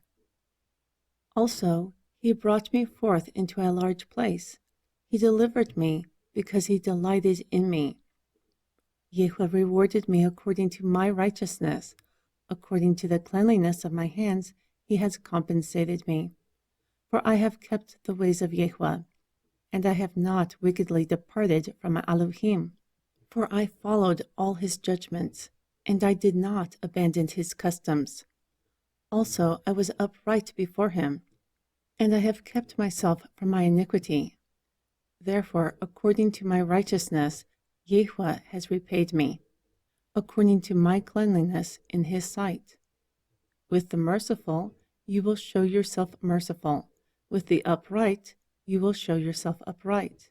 With the pure, you will show yourself pure. And with the twisted, you will show yourself tangled. And the afflicted people you will save. But your eyes are upon the proud, who you humble. For you are my lamp, O Yahweh, and Yahweh, you will lighten my darkness. For by you I will run through a troop. By my Elohim I have leaped over a wall. All his way is perfect. The word of Yahweh has been tried. He is a buckler to those who trust in him. For who is all except Yahweh? And who is a rock except our Elohim? All is my strong power, and he makes my way perfect. He makes my feet like the hooves of deer, and sets me upon high places. He teaches my hands to war, such that a bronze bow is bent by my arms. Also, you have given me the shield of your salvation, and your gentleness has made me great. You have enlarged my steps under me, so that my feet do not slip.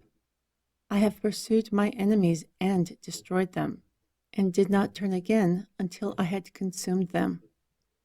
And I have consumed them, and wounded them, so that they could not rise. Truly, they have fallen under my feet, for you have girded me with the strength to battle. Those who rose up against me, you humbled beneath me. Also, you have given me the necks of my enemies, so that I might destroy those who hate me. They looked unto Yahweh, but there was no one to save, and he did not answer them. Then I beat them as small as dust on the earth.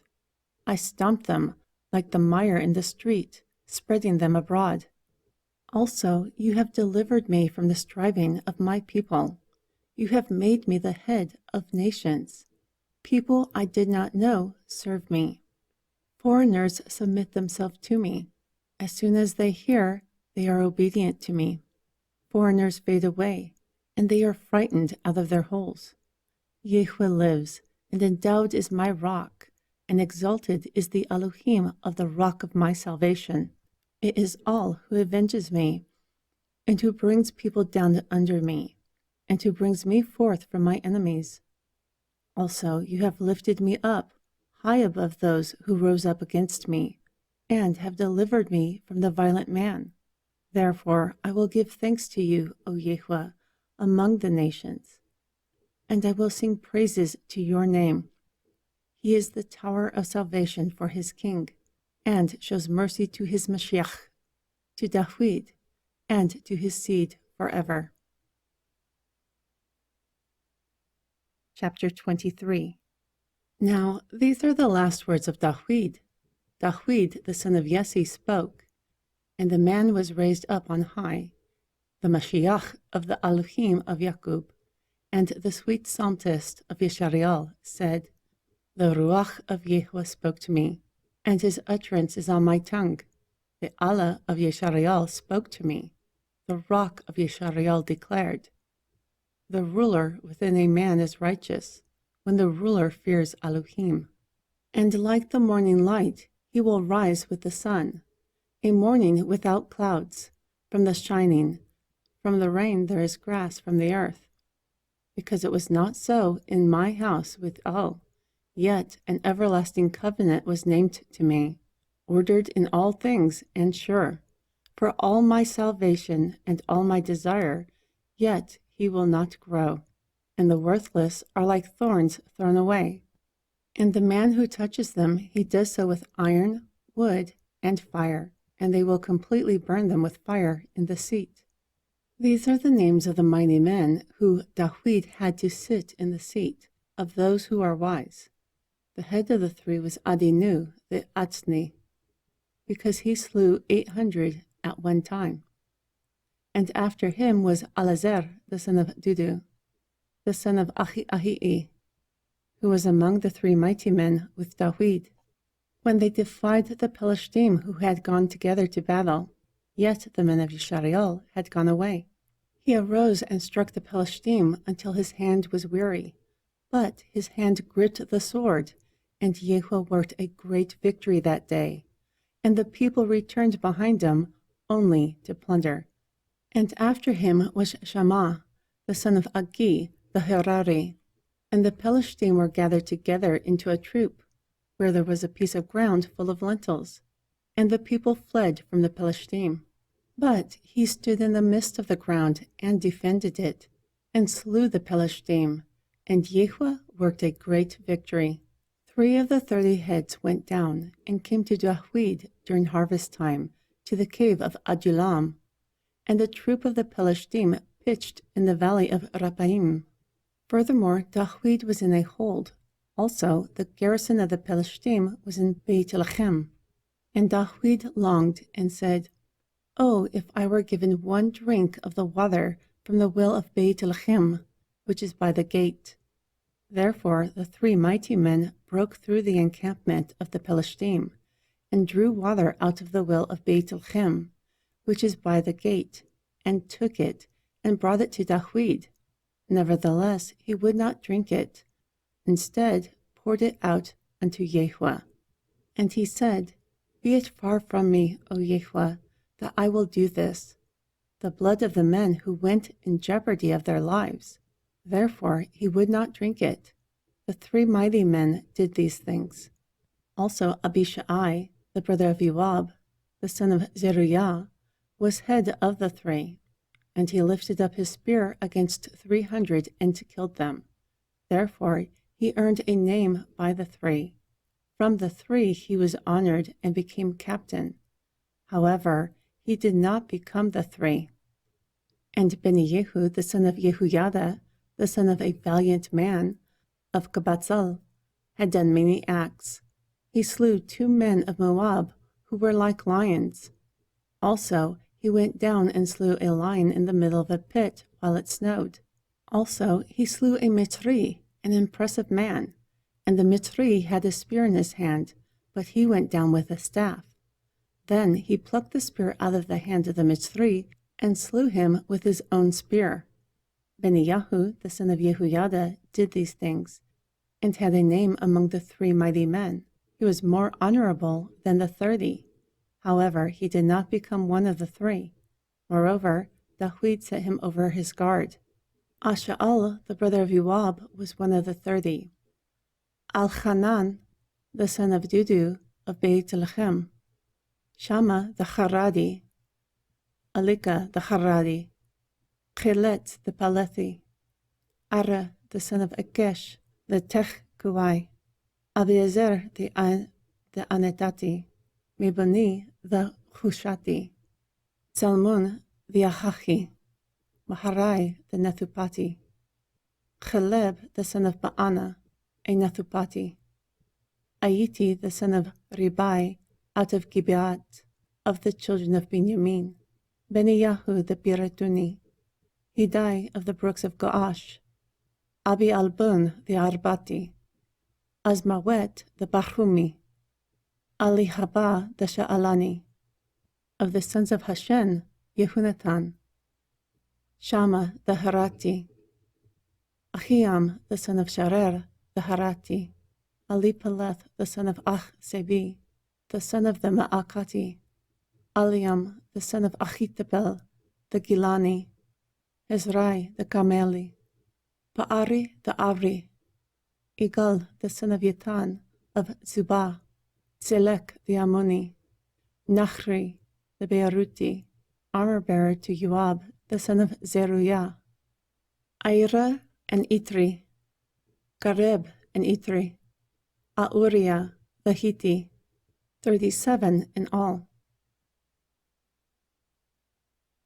Chapter 24.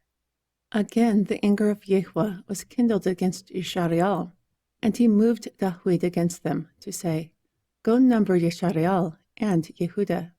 For the king said to Joab, the captain of the army that was with him, "Go now through all the tribes of Yishariel, from Dan even to Be'er Sheba, and number the people, so that I may know the number of the people.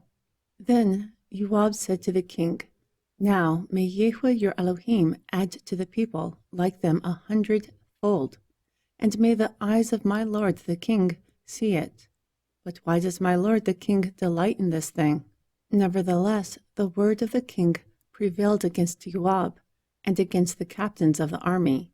Therefore Joab and the captains of the army went out from the presence of the king to number the people of Yeshariel. And they passed over the Yarden and pitched in Aruar, on the right side of the city, that is in the middle of the river of God, and toward Azer.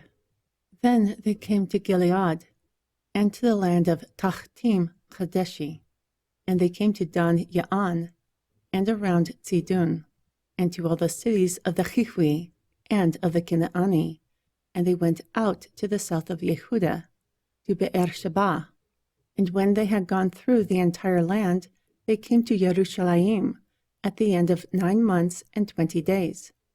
And Joab gave up the sum of the number of people to the king, and there were 800,000 valiant men who drew the sword in Yeshariel, but the men of Yehudah were 500,000 men. Then, after he had numbered the people, the heart of Dawid struck him, and Dawid said unto Yahweh, I have sinned greatly by what I have done, and now I beseech you, O Yahweh, take away the iniquity of your servant, for I have done very foolishly. For when Dawid was up in the morning, the word of Yahweh came to the prophet Gad, the seer of Dawid, saying, Go and say to Dawid, Thus saith Yahweh, I offer you 3 things. Of them choose one for yourself, so that I may do it to you. Therefore God came to Dawid and told him and asked him, Should 7 years of famine come to you in the land? Or should you flee for 3 months before your enemies, while they pursue you? Or should there be 3 days of pestilence in the land? Now consider and see what answer I will return to him whom sent me. And Dawid said to God, I am in great distress. Let us fall now into the hand of Yahweh, for his mercy is great. But do not let me fall into the hand of Adam. So Yahweh sent a pestilence upon Yeshariel from the morning until the appointed time. And 70,000 men died there, among the people from Dan even to Be'er Sheba. Then the angel stretched out his hand to destroy Yerushalayim. But Yahweh was consoled of the evil, and said to the angel who destroyed the people, It is enough, hold back your hand. And the angel of Yahweh was by the threshing floor of Araunah the Yebusi.